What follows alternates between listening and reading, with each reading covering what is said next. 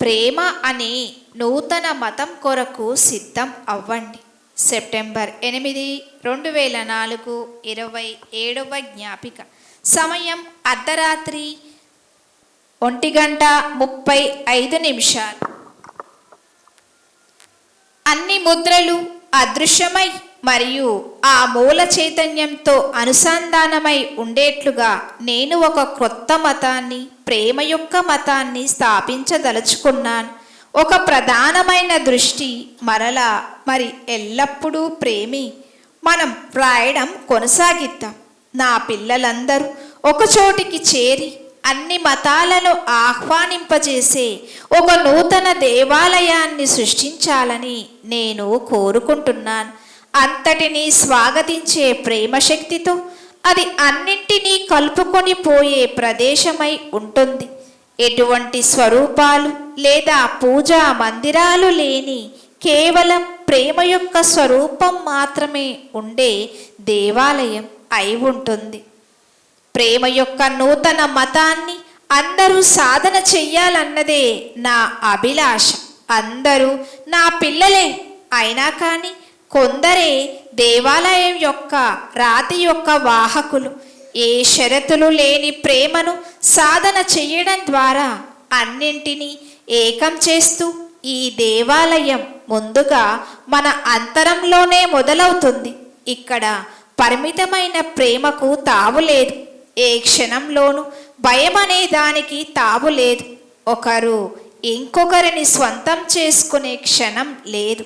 భర్తలు, భార్యలు, తల్లులు, తండ్రులారా, ప్రేమను పరిమితం చేసే భయాలు మరియు అంచనాల ప్రేగును కత్తిరించేయండి. నువ్వు, నా పిల్లలు కాంతి ప్రసారకులు మరియు నీకు తెలుసు నేను దేని గురించి మాట్లాడుతున్నాను. సమయం ఆసన్నమయ్యింది. బాబాజీ యొక్క సందేశాన్ని పలికేది నేనొక్కడినే, లేదా నేనొక్కడినే చాలా పుస్తకాలు వ్రాశాను, లేదా నా ఒక్కడి దగ్గర మాత్రమే నిజమైన సందేశం ఉంది అని చెప్పుకుంటూ ఒకరిపై ఒకరు రాళ్లను విసురుకోకండి. మీరు అందరూ కుటుంబం, సోదరీమణులు మరియు సోదరులు ఎల్లప్పుడూ తగులాడుకుంటారు అని నేను ఊహిస్తున్నాను. వారు ఆడుకోరా? కానీ దయచేసి తగాదాల్ని మరియు ఆ పుకార్లని ఆపివేయండి. అవును, మీరు మన దగ్గర లేని ఇతరుల గురించి అది లేదా ఇది అని మాట్లాడుకోవడం నేను వింటున్నాను. ఇతరులు మీ దృష్టిలో సరిగ్గా ఏమి చెయ్యలేదో అనే దాని ద్వారా ఏమి చెయ్యకూడదు అని ఉదాహరణలు ఇస్తూ మీరు ఇతరులకు బోధించడాన్ని నేను వింటున్నాను. బిడ్డల్లారా, స్పష్టంగా ఉండండి. దాన్ని అలా ఉండనివ్వండి. ఏ ముద్రలు వద్దు. సందేశాలను స్వంతం చేసుకోవద్దు. సందేశాల్ని అందించాల్సిన బాధ్యత కలిగిన పిల్లలు ఏ విధంగా విభజనను సృష్టిస్తున్నారు? మీకు ఏమి కావాలి? పుస్తకాలు అత్యధికంగా అమ్ముడవడమా? ఏకైక గురువు లేదా బోధకుడు కావాలని మీకు ఉందా? బిడ్డల్లారా, మీ ఆధ్యాత్మిక భావస్థితికి తిరిగి రండి. మీ హృదయాన్ని, చెవులను తెరవండి మరియు ఆలకించండి. కలవండి. బాబాజీ యొక్క పిల్లలు తప్పక కలవాలి. నా పిల్లలు తమ ఆలోచనల వలన దూరమైపోవడం నేను చూడలేను. నేను మీకది నేర్పించానా? ఒకరి నుండి మరొకరు దూరంగా ఉండాలన్నది నేను మీకు చెప్పానా? నేను గమనించాను మరియు సహనంతో ఎదురు చూశాను. నేను మీకు అందించిన సందేశాలకు నువ్వు జతపరిచిన పదాల యొక్క జోడింపును నేను ఆనందించాను. నువ్వు అన్నట్లుగా నువ్వు ఉప్పు మరియు మిరియాలు జోడిస్తావు. కానీ ఇప్పుడు పసిబిడ్డ యొక్క హృదయానికి తిరిగి రండి. మీరు 5 ఏళ్ల పిల్లవాడిగా ఉన్నప్పుడు ఎలా శ్వాసించారో అలా మీరు శ్వాసించాలి. అవును, మీరు గురువులు మరియు బోధకులు. మీ ఆలోచనలు వర్ణించే రీతికి సోదరి లేదా సోదరుల యొక్క ఆలోచనలు వేరుగా ఉన్నా కూడా విభజనలు వద్దు. ఇదే కదా భిన్నత్వం.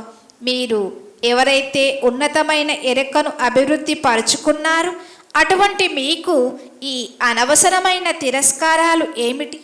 ఈ అనవసరమైన నిశ్శబ్ద పుకార్లు ఏమిటి? దానిని ఆపివేయండి మరియు దగ్గరకు చేరి పని చేయండి. మీరు దూరంగా ఉన్నప్పుడు బాబాజీ మిమ్మల్ని మిస్ అవుతారు. అయినా కానీ నేను ఎల్లప్పుడూ మీతోనే ఉన్నాను. నా పేరు మీద మీరు చేసే ఉచ్చారణ అప్పుడే పుట్టిన బిడ్డ తన తల్లి కోసం ఏడుస్తున్నట్లుగా ఉంటుంది. ఆ తల్లి వెంటనే స్పందిస్తుంది. ఆ తల్లి ఎలాగైతే చేస్తుందో నేను మీతో అలాగే స్పందిస్తాను. నేను మీతోనే ఉన్నాను. ప్రేమ యొక్క మతం కోసం ఒక దేవాలయాన్ని సృష్టించండి. ఇక ఏమాత్రం వేచి ఉండకండి. మీలో ఆధ్యాత్మిక అహంకారాన్ని ప్రేరేపించి తద్వారా మీరు దానిని కరిగించుకోవడానికి సహాయం చేసేవారి నుండి దూరం అవ్వకండి. బోధకుల్లారా, తీర్చిదిద్దేవారా, నేను మీతోనే మాట్లాడుతున్నాను. ఎందుకంటే మీలో ఊహించనిది ఎప్పుడైతే ఒక శిష్యుడు ప్రేరేపిస్తాడో మీ ఆధ్యాత్మిక అహం ఆడే ఆట మరియు నృత్యం నేను గమనించాను. అవును, మీలోనే ఒక గురువు కృతజ్ఞతతో ఉండండి మరియు వారి హృదయానికి నమస్కరించండి. ముందుకు కొనసాగండి. లేబుల్స్ కోసం సమయం లేదు. స్వంతం చేసుకోవడానికి సమయం కాదు. బాబాజీ ఏ ట్రేడ్మార్క్ కాదు. నూతన మతమే నా ఏకైక ఆసక్తి మరియు భూత భవిష్యత్ మరియు వర్తమానం యొక్క మతం ప్రేమ యొక్క మతం. నేను అన్ని సన్నాహాలు పూర్తి చేశాను. ఇక మనం సాధనని ప్రారంభిద్దాం. ఓం నమః శివాయ. బాబాజీ సాధన. నేను నా బిడ్డలకు ఎల్లప్పుడూ ఏదైతే చెబుతానో అది గుర్తుంచుకోండి. అది ఏ గతం లేకుండా ఏ పుణ్యాత్ముడు లేడు మరియు ఏ భవిష్యత్తు లేకుండా ఏ పాపాత్ముడు లేడు. బాబాజీ నాగరాజు. ప్రయత్నాలు, భయం మరియు పరివర్తన. సెప్టెంబర్ 9, 2004, 28వ జ్ఞాపిక. సమయం అర్ధరాత్రి 12 గంటలు. ఉనికి యొక్క అస్తిత్వంలో నిరంతరం వికసించే క్షణాల్లో మార్పులు సంభవిస్తుండగా రూపాంతరీకరణ ద్వారా భయాన్ని విడిచిపెట్టేయడం అన్నది చాలా సూక్ష్మంగా, ఆకస్మికంగా, అప్రయత్నంగానే జరిగే ప్రక్రియ. ఎలా అయితే నెమలి తన పింఛమును అదలించి తన రంగురంగుల ఈకలను వెల్లడించునో, అలాగే రుజువైన పరివర్తన శక్తుల యొక్క మహాద్వారంలోకి అందరూ దర్శించుకొనుట కోసం, అందరినీ ఆహ్వానించుట కోసం నా పిల్లలు నిత్య జీవితం యొక్క స్పష్టమైన ప్రయత్నాలు మరియు సవాళ్ళ ద్వారా భయాన్ని అధిగమిస్తూ వారి ప్రజ్ఞని అందరికీ కనిపించేలాగా తెరిచి ఉండాలి. వ్రాస్తూనే ఉండు, వ్రాస్తూనే ఉండు. నిరంతరం స్థిరంగా ఉంటూ పరివర్తన చెందుతూ నూతన జన్మ తీసుకుంటున్న ఒక సీతాకోక చిలుక వలె ఉండండి. ఒక గొంగలి పురుగులాగా ఆకాంక్షను సృష్టించుకోండి మరియు గుర్తుంచుకోండి, అసలు ఏమి చెయ్యకుండా ఉండడం అదే మీరు చెయ్యవలసినది అంతా అని మీ జీవిత అనుభవం యొక్క ప్రదర్శన ద్వారా జీవిస్తూ పరివర్తనను ఆహ్వానించండి. ఆ ఆకాంక్ష, ఆ పరిమళమే గొంగలి పురుగును ఒక సీతాకోక చిలుకగా పరివర్తన చెందుటకు ఆహ్వానిస్తుంది. ఎల్లప్పుడూ గమనించుకోండి, గుర్తుంచుకోండి, ఒక సీతాకోక చిలుకగా రూపాంతరీకరణ చెందడం అనేది ఒక గొంగలి పురుగు యొక్క సహజ స్వభావం. ఇది కేవలం సమయం యొక్క విషయం మరియు మానవులకు సంబంధించినప్పుడు ఇది ఎంపిక యొక్క విషయం మాత్రమే. ఇప్పుడు నా పిల్లలు దాన్ని గుర్తుంచుకోండి. ఎవరికైతే ఎగరవలన్న ఆకాంక్ష ఉన్నదో వారి యొక్క ప్రక్రియను బలవంతం చేయడానికి ప్రయత్నించవద్దు. మీ బోధనలను, సిద్ధాంతాలను రుద్దడానికి ప్రయత్నించకండి. వద్దు, వద్దు, వద్దు. సిద్ధాంతాలు ప్రమాదకరమైనది. ఒక సిద్ధాంతం భూమండలం పైన యుద్ధాలను సృష్టిస్తుంది. సిద్ధాంతం అనేది ప్రేమ కోసం ఒక బహిరంగ ఆహ్వానం అవ్వడానికి బదులుగా తనదైన స్వంత విశ్వాసం కోసం పోరాడేందుకు అహంకారానికి ఒక బహిరంగ ఆహ్వానం అయ్యింది. పంచుకోవడం యొక్క తెరిచిన మహాద్వారమై ఉండండి. తుమ్మెదలు పుప్పొడి రేణువులను స్వీకరించటం కోసం వికసించిన పుష్పమై ఉండండి. మీ బోధనల పరిమళమై మీరుండండి. ప్రతి ఒక్కరిలోనూ మీరు చూస్తున్న హృదయ స్పందనగా ఉండండి. ఇది సరళమైనది. దీని వలన ప్రయత్నాలు అవకాశాలుగా మారుతాయి. భయాలు చాలా సులభంగా చక్కెర వలె కరిగిపోతాయి. ధైర్యం యొక్క రెక్కలుగా రూపాంతరం చెందుతుంటాయి. స్ఫూర్తిదాయకమైన వినీలాకాశంలో విహరించండి మరియు ఆత్మలన్నింటినీ పైకి ఎగరనివ్వండి. ఆమెనాయ్, ఇప్పుడు నీ కొరకు 227 రోజులు గడిచిపోతాయి మరియు నీ ముఖంలో ఆశ్చర్యంతో కూడిన చిరునవ్వు ఉంటుంది మరియు నాకది ఆనందదాయకం. ఈ పుస్తక ప్రచురణకు ఎటువంటి పరీక్షలు ఎదురైనా మరియు ఇతరులు వారి ఆధ్యాత్మికపరమైన లేదా భౌతికపరమైన అహంలోంచి అభిప్రాయాలను వారు పంచుకున్న ఇది నీ దృష్టిని విచ్ఛిన్నం చేయబోదు. ప్రియతమా, నన్ను విశ్వసించు, అంతా బాగానే ఉండబోతుంది. గుర్తుంచుకో, నీవు వంతెన దాటి వచ్చేశావు. అంతా బాగానే ఉండబోతుంది. హృదయంలో నన్ను నివసించనివ్వు మరియు అంతా బాగానే ఉంటుంది. నీ ద్వారా నేను వ్రాస్తున్నటువంటి ఈ సందేశమును నీవు ప్రపంచం యొక్క చేతుల్లో పెట్టినప్పుడు నీవు గుహల్లోంచి అడుగు బయటపెట్టే ఉంటావు. గుహలోని సౌకర్యాలు నీకు ఇష్టంగా ఉన్నప్పటికీ నీవు సిద్ధంగా ఉన్నావు. ఇప్పుడు ప్రశ్నలు వద్దు. నీ ద్వారా వ్రాయడం నాకు ఇష్టం. ఇది సరళమైనది మరియు నా కుమార్తె పార్వతితో త్వరలో మాట్లాడాలని నేను నీకోసం కోరుకుంటున్నాను. శ్వాస నైపుణ్యం నీ మార్గంలోకి వస్తుంది. ఇప్పుడు పడుకునేందుకు నీ మనస్సు తనకు నిద్ర అవసరం అనుకుంటుంది. నేను కొన్ని గంటలు దానిని గౌరవిస్తాను. నీవు నీ హిప్నోసిస్ సెషన్స్కి వెళ్ళినప్పుడు నీతో నేను సంభాషించాలని అనుకోవచ్చు. ఎల్లప్పుడూ శ్రద్ధగా ఉండు. ఆ తనయుడు ఏదైతే ఈ భూ ప్రపంచమో జాగృతమవుతుంది మరియు ఆడుకోవాలని అనుకుంటుంది. నీవు మాతో ఆడుతావా? ఈరోజు ఉదారంగు కాంతి నీతోనే ఉండుగాక. ఓం అమినై నమః. బాబాజీ పత్రిజీ ఎలాగైతే 18 ఆదర్శ సూత్రాలను ఇచ్చారో అలాగే మహావతార్ బాబాజీ గారు కూడా 18 సూత్రాలను ఇచ్చారు మాస్టర్స్. అవి ఇప్పుడు చదువుతాను, గమనించండి. కళ్ళు మూసుకొని వినండి దయచేసి.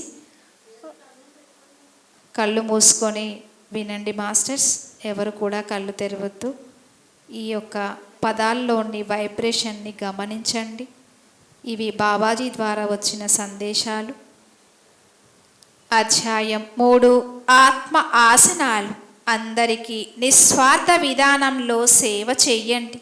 నా బాలుడు, ఈ ప్రియమైన ప్రపంచం ఇప్పుడు మీ అందరికీ ఇది అవసరం. ఆనందాన్ని ఎంచుకోవడానికి, అంతరంగంలోని జ్ఞానోదయాన్ని జాగృతపరచడానికి, జీవితం యొక్క దివ్యత్వాన్ని ఎంచుకోవడానికి, బ్రహ్మానందంగా ఉండడానికి, ఏ రూపంలోనైనా మరియు ఏ మార్గంలోనైనా సాధ్యమైన అన్ని విధాలుగాను ఇతరులకు సహకరించండి.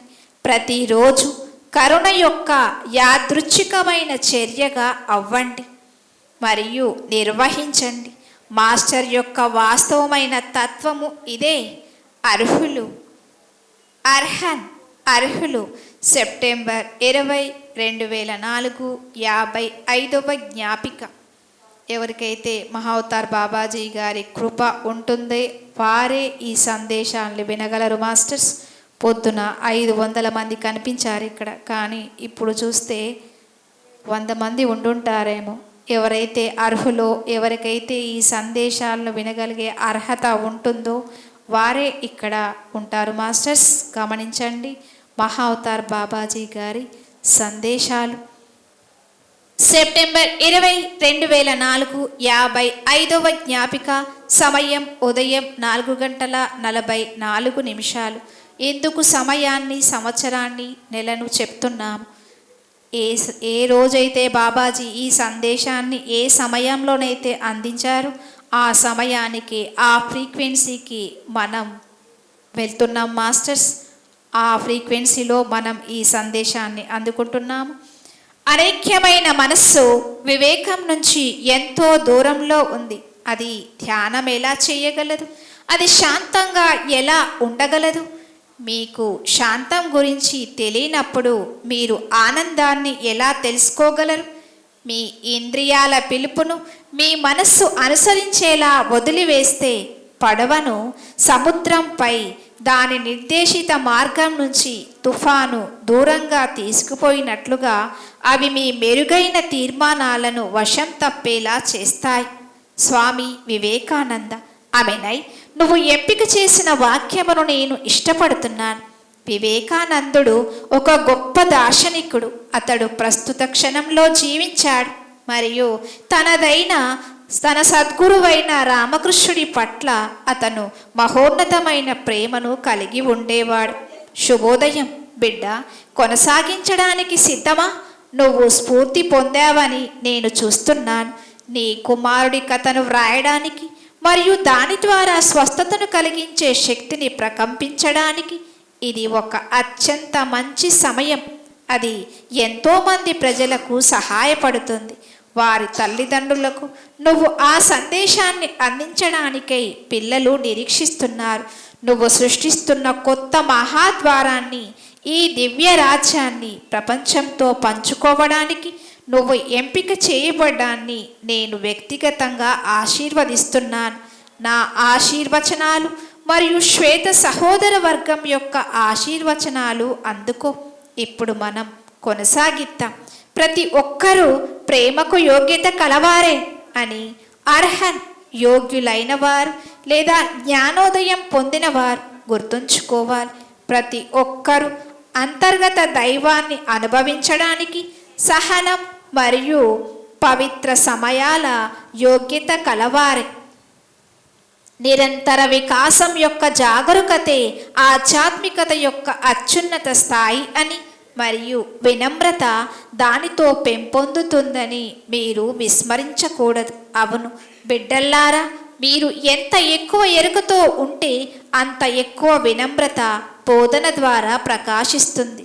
బోధన నుంచి గుర్తింపు సంభవిస్తుంది మరియు బోధకుడి యొక్క పాత్ర ద్వారా ప్రవహించేది మరియు ప్రసరించేది అంతా పరిశుద్ధమైన ప్రాణ మరియు ప్రేమ. అది పరిశుద్ధమైన జీవశక్తి మరియు దైవిక ప్రేమ. ఇక ఉపాధ్యాయత్వం యొక్క ప్రయాణంలో లేదా స్వీయ సాక్షాత్కారం యొక్క ప్రయాణంలో ఉన్న అందరూ దిగువనున్న లక్షణాలను తప్పనిసరిగా వారి మనస్సు, శరీరం మరియు ఆత్మల లోపల అభ్యసించాలి మరియు ఏకీకృతం చేయాలి. అవి 1 గర్వం లేకపోవడం.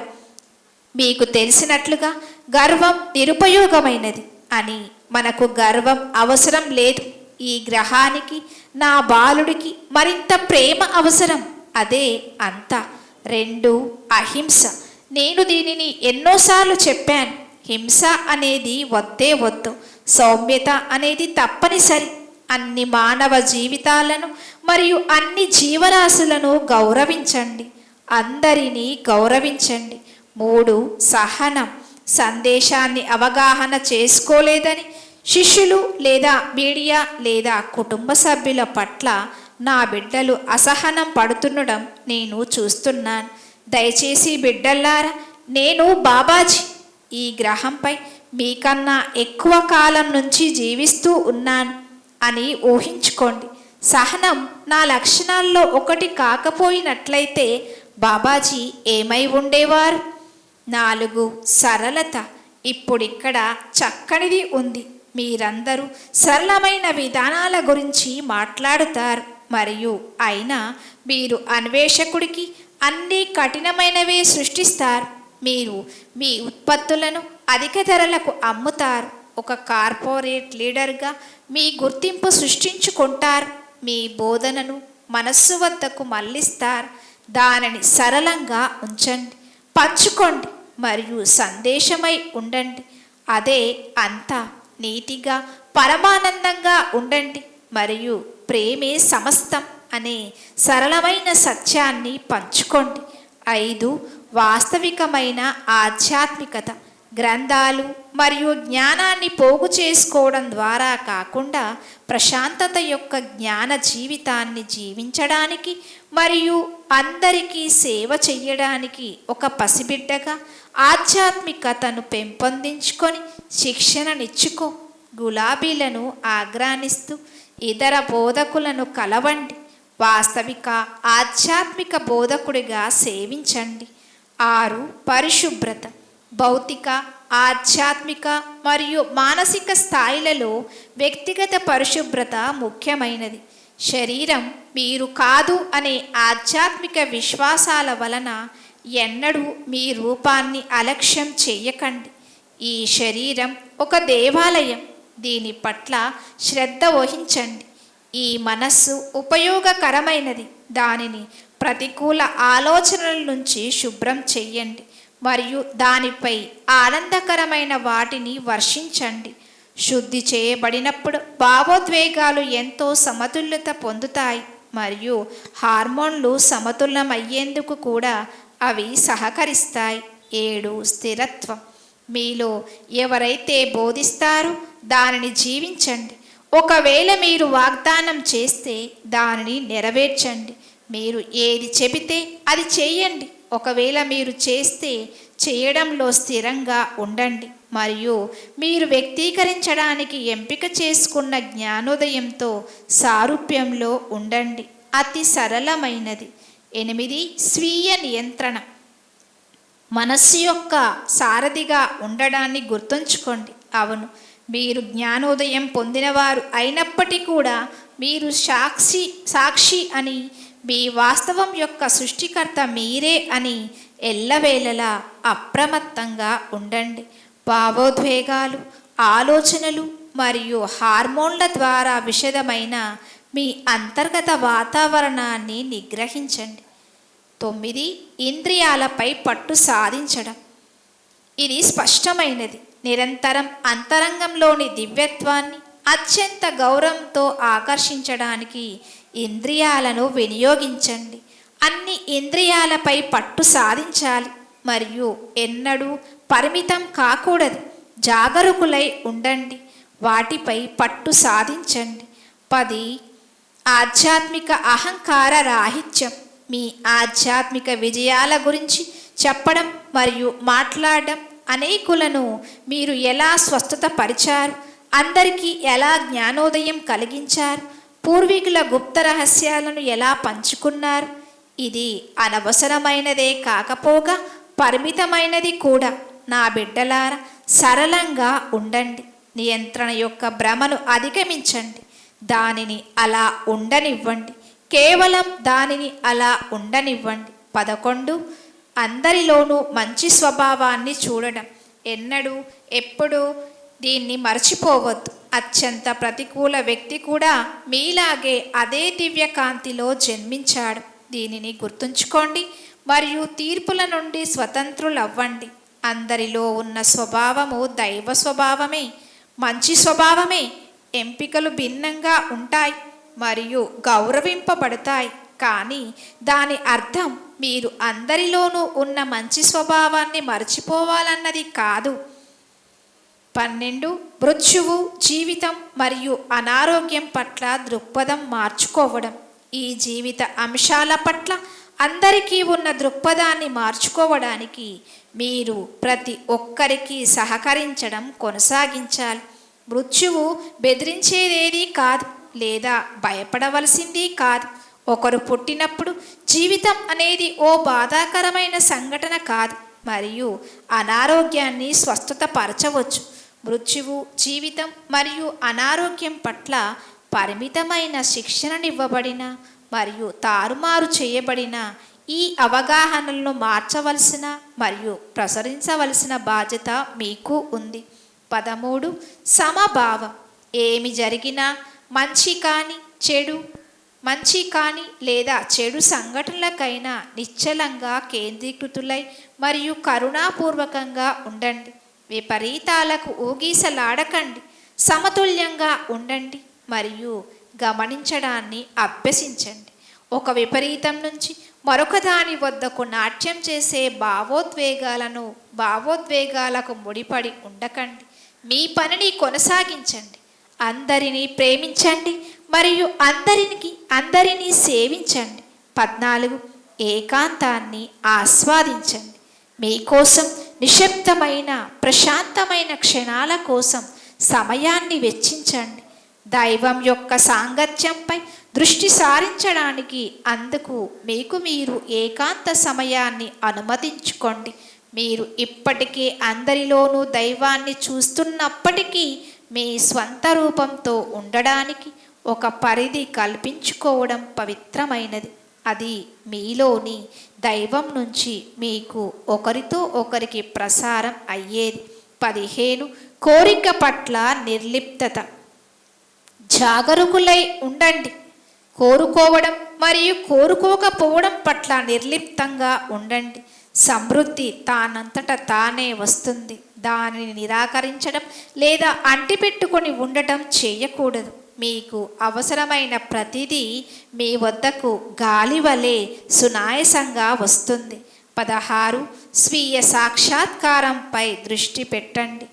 ఎంత జ్ఞానోదయం పొందినవారుగా లేదా ఎంత అధిగమించిన వారుగా మీకు అనిపించినా మీరు ఇంకా పనిచేస్తున్నారు. అంతర్గత పని ఎన్నడూ ఆగిపోకూడదు. మీరు పరిణామం చెందడం ఎన్నటికీ ఆగదు. స్వీయ సాక్షాత్కారంపై దృష్టిని ఉంచండి. 17 సంపూర్ణమైన సత్యాన్ని అభ్యసించండి. దీనికోసం మౌన సాధన, ఆ మనస్సు యొక్క నిశ్చలత్వం మరియు మేలుకొని ఉన్నప్పుడు, నిద్రిస్తున్నప్పుడు, భుజిస్తున్నప్పుడు, వస్త్రధారణ చేస్తున్నప్పుడు లేదా ప్రార్థిస్తున్నప్పుడు నిరంతర ధ్యాన సాధన అవసరం. ప్రతి నిత్యం మీరు సత్యమని మరియు సంపూర్ణ దైవిక సత్యం పదాలు లేనిదని, స్పష్టమైనదని మరియు అది ప్రేమ అన్న ఎరుకతో ఉండండి. 18 దైవం కోసం నిర్మల భక్తి. భక్తి ఒక మార్గం. సృష్టితో రాసలీలలోనే ఉండండి మరియు ప్రియతముల నుంచి ప్రేమను పొందడానికి మిమ్మల్ని మీరు అనుమతించుకోండి. నమ్మకాలు మరియు సామాజిక భావాలతో ఈ ప్రవాహాన్ని పరిమితం చేయకండి. అధిగమించండి మరియు రాధాకృష్ణుల అనుభవంగా అవ్వండి. ప్రేమకు అంకితమై ఉండండి. అంతా అదే బాబాజీ. మీ ఒక్క నిమిషం నాకు ఒక బ్రహ్మరాత్రి.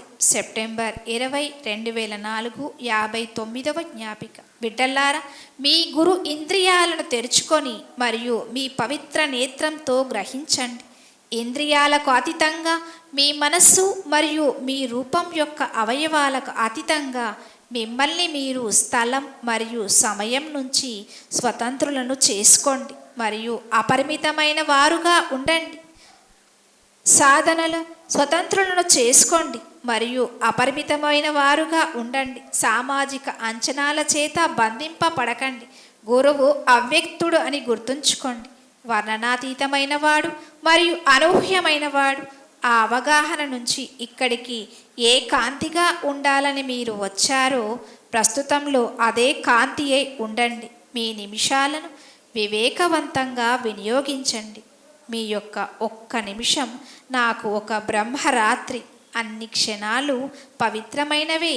శ్వాసిస్తూ ఉండండి. ఆఖరి సందేశం, ఇంకొక సందేశం చెప్తాను మాస్టర్స్. పరిపూర్ణ ప్రశాంతత. ప్రశాంతంగా విశ్రమించండి. యోగాలో ఆసనాల తర్వాత శవాసనం వేయిస్తారు. ఎందుకు అంటే అంతసేపు తీసుకున్నటువంటి ఆ శక్తిని శరీరం అంతా ప్రసారం చేయడం కోసం, రిలాక్సేషన్ కోసం ఒక శవాసనం వేయిస్తారు. అలాగే ఈ సందేశాలన్నీ విన్న తర్వాత మీరు తీసుకున్న ఎనర్జీని మీ శరీరంలోని ప్రతి కండరము ప్రతి కణము తీసుకోవడం కోసం ఈ సందేశాన్ని చెప్పుకుంటాం. పరిపూర్ణ ప్రశాంతత. సెప్టెంబర్ 12, 2004, 39వ జ్ఞాపిక. బిడ్డ, ఇంకొక సందేశం నీకు కుదిరితే ఇది చాలా చిన్నది, కానీ శక్తి ప్రసరణ నిక్షిప్తం అయి ఉంది. పరిపూర్ణ ప్రశాంతత యొక్క శక్తి శరీర కండరాలను, మనస్సును మరియు ఆత్మను విశ్రమింపచేస్తుంది. ఇదొక శవాసన స్థితి. ఈ అనుసంధాన సందేశం యోగాలో అనుసంధాన ఆసనం లాంటిది. విశ్రామపు భంగిమ. శ్వాసించండి. బిడ్డల్లారా, ఈ పుస్తకము ఎంతవరకు నిజం అనే ఆలోచనలను వదిలిపెట్టేయండి. ఈ ప్రేమ యొక్క సందేశం ఏ హానిని చేకూర్చగలదు? మాటల్లో బాబాజీని నిరూపించేందుకు ఏమి అవసరముంది? అన్నింటిలోనూ మరియు అంతటిలోనూ మనమంతా ఒక్కటే. నేను శాశ్వతం, కాంతి యొక్క మరియు శాశ్వతమైన చెరిగిపోని ఆరోగ్యము మరియు జీవితం యొక్క సజీవ సాక్షిగా నిలబడ్డ స్వరూపాన్నే నేను.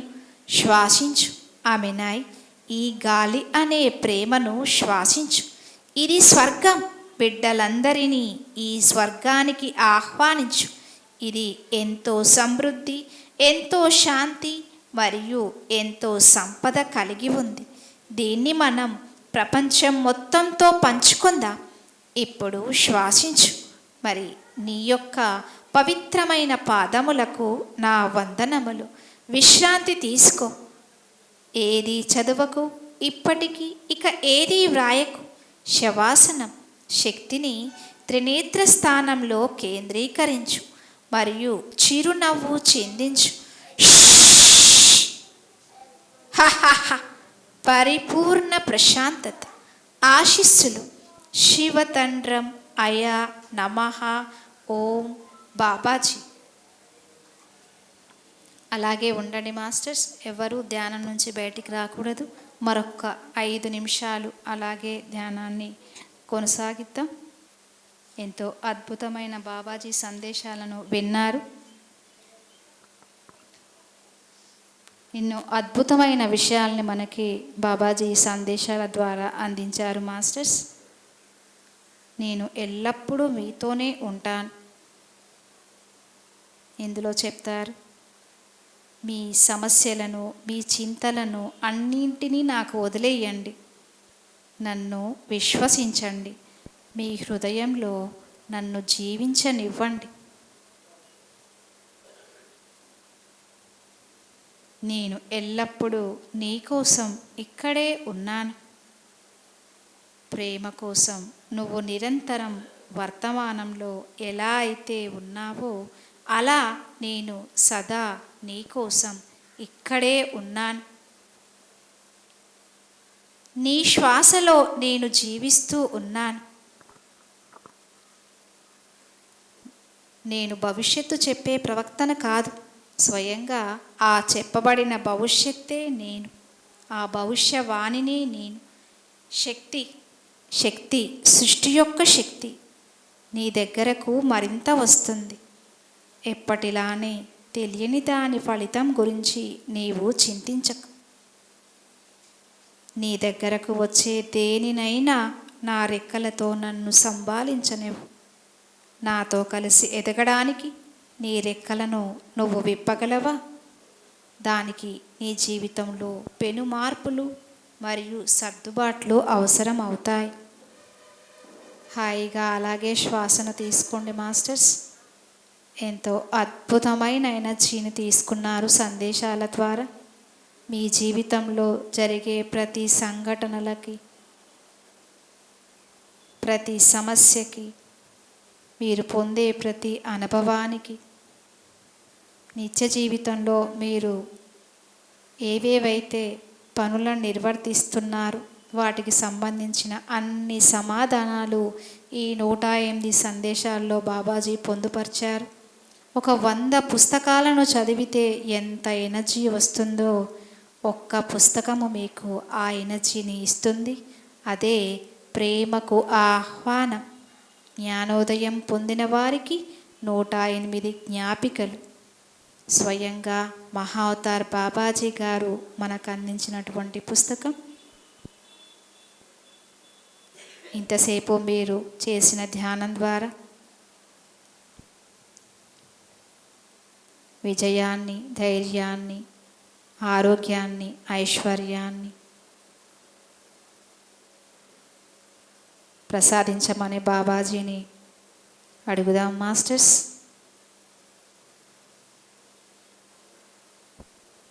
హాయిగా మరొక్క నిమిషం పాటు అలాగే శ్వాసను గమనించండి. ఇక్కడ ఇష్ అనే శబ్దం వచ్చినప్పుడు మీ శరీరంలో ఉన్నటువంటి ప్రతి కణం కూడా హీల్ అవుతుంది మాస్టర్స్. మీ లోపల ఉన్న నెగిటివ్ అంతా కూడా బయటికి వెళ్ళిపోతుంది. మీరు హీల్ అవుతారు.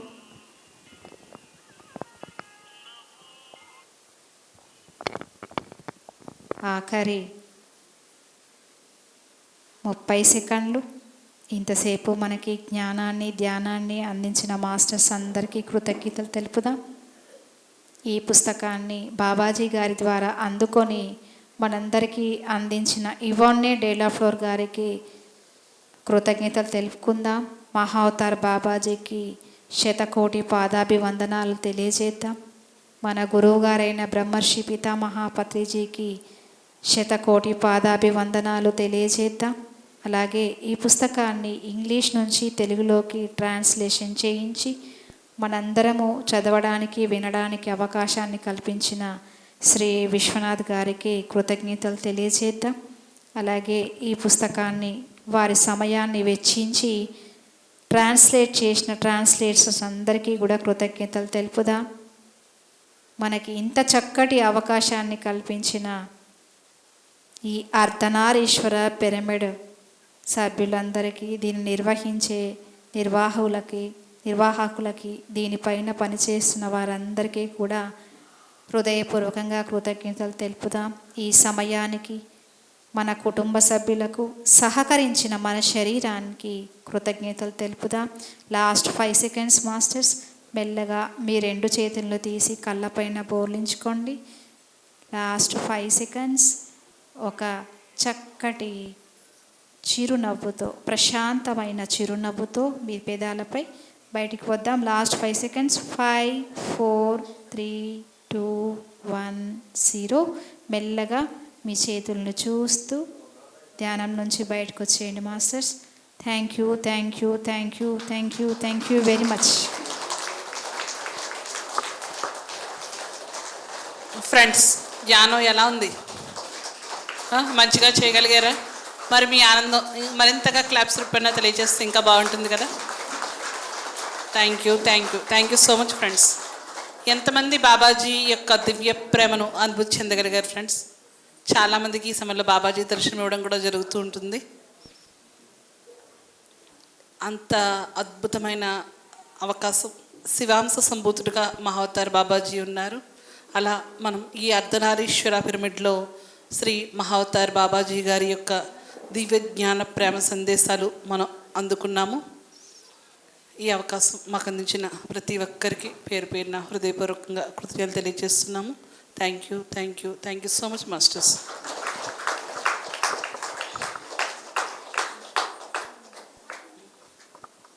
బుక్స్ కావాలంటే ఉన్నాయండి, తీసుకోవచ్చు. ఒక బుక్ 200 రూపీస్. ఇది మీకు ఏ సమస్యకైనా, ఏదైనా ప్రశ్నకైనా సమాధానం ఈ పుస్తకంలో దొరుకుతుంది. ఇది అందరూ దీన్నే ఫాలో అవుతూ ఉంటారు. ఏదైనా సమస్య వచ్చింది, దానికి పరిష్కారం ఏంటో బుక్ కళ్ళు మూసుకొని ఒక 5 నిమిషాలు ధ్యానం చేసి బుక్ తీస్తే మనకి ఏది కావాలో అందులో ఆన్సర్ ఉంటుందన్నమాట. అలాగే ఈ పుస్తకం మన ఇంట్లో ఉంటే బాబాజీ మనతో ఉన్నట్టే, అలా అన్నమాట. పుస్తకం వీలైన వాళ్ళందరూ తీసుకోండి. మీరు బయట తీసుకుంటే 280 రూపాయలు, కానీ మీకు 200 రూపీస్ ఇక్కడ బుక్ దొరుకుతుంది.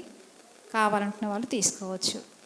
ఇంకా ఇంతసేపు ధ్యానం చేశారు కదా, మీకు ఏమైనా ఎక్స్పీరియన్స్ ఏదైనా చిన్నదైనా వచ్చి ఉంటుంది కదా, ఒక వైబ్రేషను ఏదైనా మీరు ఫీల్ అవ్వడము ఉంటుంది కదా. ఎవరైనా మీ ఎక్స్పీరియన్స్ షేర్ చేస్తే షేర్ చేయొచ్చు. ఏదైనా ఒక చిన్న అనుభూతి అయినా వచ్చి ఉంటుంది ప్రతి ఒక్కరికి కూడా.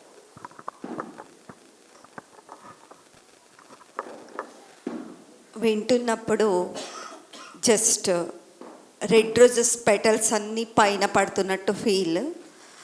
తర్వాత ఇక్కడ ఇక్కడ వైబ్రేషన్ కనిపించింది. చక్కగా చాలా హ్యాపీ అనిపించింది. టైం ఎలా అయిందో తెలియలేదు. కూర్చున్నాను అంతే. Thank you so much.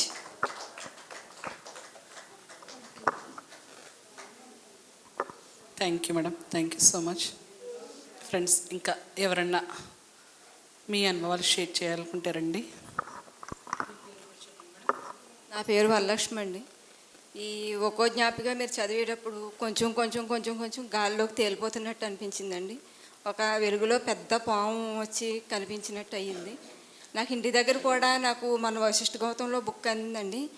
ఇది చదివేటప్పుడు ఏ పేజీ చదివినా నాలో ఏ బాధ ఉన్నా ఏ సంతోషం ఉన్నా దానికి కరెక్టెడ్గా వచ్చేదండి. కరెక్ట్గా వచ్చేది. నేను ఎక్కడ కూర్చొని చదివితే అక్కడ గాలి లేని చోట కూడా గాలి చల్లగా గాలి వచ్చేదండి. ఆ ఫీలింగ్ నాకు వచ్చింది. Thank you madam, thank you so much. Friends, ఇంకా ఎవరన్నా ఉన్నారా అండి?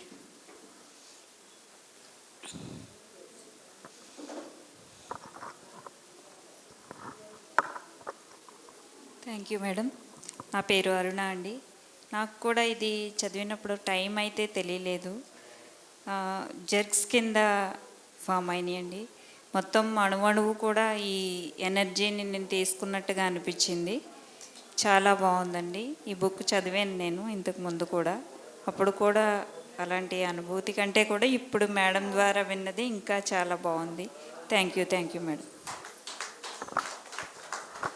ఇప్పుడు ఏదైనా ఆరోగ్య సమస్య వచ్చిందనుకోండి, ఈ పుస్తకంలో ఆరోగ్యానికి సంబంధించిన జ్ఞాపకాలు ఉంటాయి. సడన్గా మనకి డబ్బు అవసరమైంది, దానికి సంబంధించి కూడా కొన్ని జ్ఞాపకాలు ఉంటాయి. ఏదైనా మీకు వచ్చిన ప్రతి సమస్యకి కళ్ళు మూసుకొని ధ్యానం చేసి బుక్ ఓపెన్ చేస్తే అందులో మీకు బాబాజీ ఆన్సర్ ఇస్తాడు. ఇది నేను ఏదో బుక్ కోసం చెప్పడం కాదు, ఇది మీలాగా విన్న వాళ్ళు చెప్పిందే, అందరూ చెప్పిందే మీకు నేను చెప్తున్నాను. నేను అనుభవించాను, మీరందరూ కూడా ఆనందాన్ని అనుభవించాలని చెప్తున్నాను. దీంట్లో లేనిదంటూ లేదు, అంతా ఉంటుంది. ఈ పుస్తకం మొత్తంలో ప్రేమ, సరళత, వినమ్రత, సత్యం, ఈ 4 బాబాజీ చెప్తారు. మామూలుగా క్రియాయోగ అనేది 5 అభ్యాసాలుగా ఉంటుందంట. కానీ బాబాజీ దీన్ని 4 కింద చేస్తూ 4 అభ్యాసాలుగా ఈ పుస్తకాన్ని 4 అధ్యాయాలుగా ఇచ్చారు. ఈ 4 అధ్యాయాల్లో ఈ పుస్తకం చదివినప్పుడు మన లోపల కుండలిని అనేది జరుగుతూ ఉంటుందన్నమాట. కుండలిని యోగా పుస్తకం చదువుతున్న సందర్భంలో కళ్ళు కూడా యోగా చేస్తాయి అని బాబాజీ చెప్పడం జరిగిందనమాట. కళ్ళు యోగా చేస్తాయి. శరీరము క్రియాయోగా అభ్యాసము చేసిన వాళ్ళ శరీరం ఏ విధంగా అయితే తేలికగా అయిపోతుందో ఆ విధంగా ఈ పుస్తకం చదివిన వాళ్ళకి జరుగుతుంది. ఎన్నో అనుభవాలు, ఎన్నో అనుభూతులు. ఎందరో ఈ పుస్తకాన్ని చదివి అనుభూతి చెందడం, మళ్ళీ ఫోన్ చేసి చెప్పడం, విన్న వాళ్ళు చాలా బాగుందండి, నిజంగా బాబాజీతో మాట్లాడుతున్నట్టుగా అనిపిస్తుంది అని చెప్పడం జరిగింది మాస్టర్స్. అది ఇంకెవరైనా మాట్లాడతారా? ఫ్రెండ్స్, ఇంకా ఎవరైనా మాట్లాడాలనుకుంటున్నారా?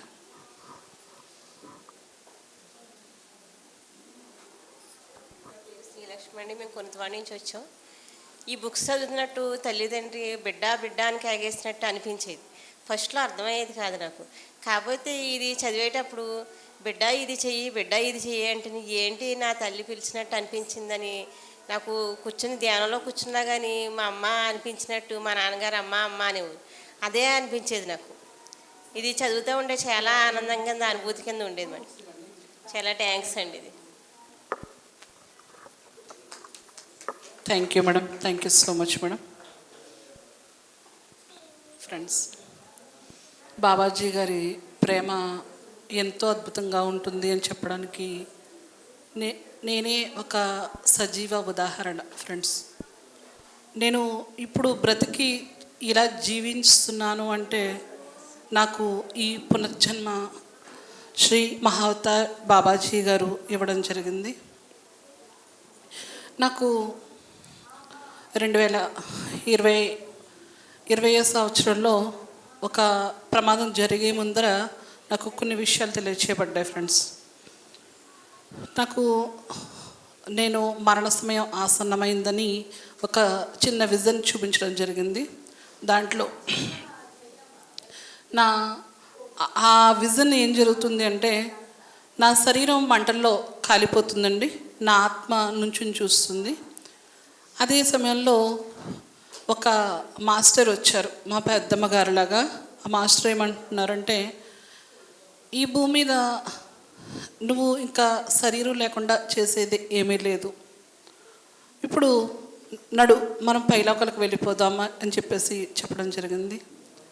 ఆ సమయంలో నేనే ఏం చెప్పానంటే, ఈ భూమి మీదకి నేను ఒక ప్రణాళికతో వచ్చాను, నా ప్రణాళిక పూర్తి కాలేదు, అందుకని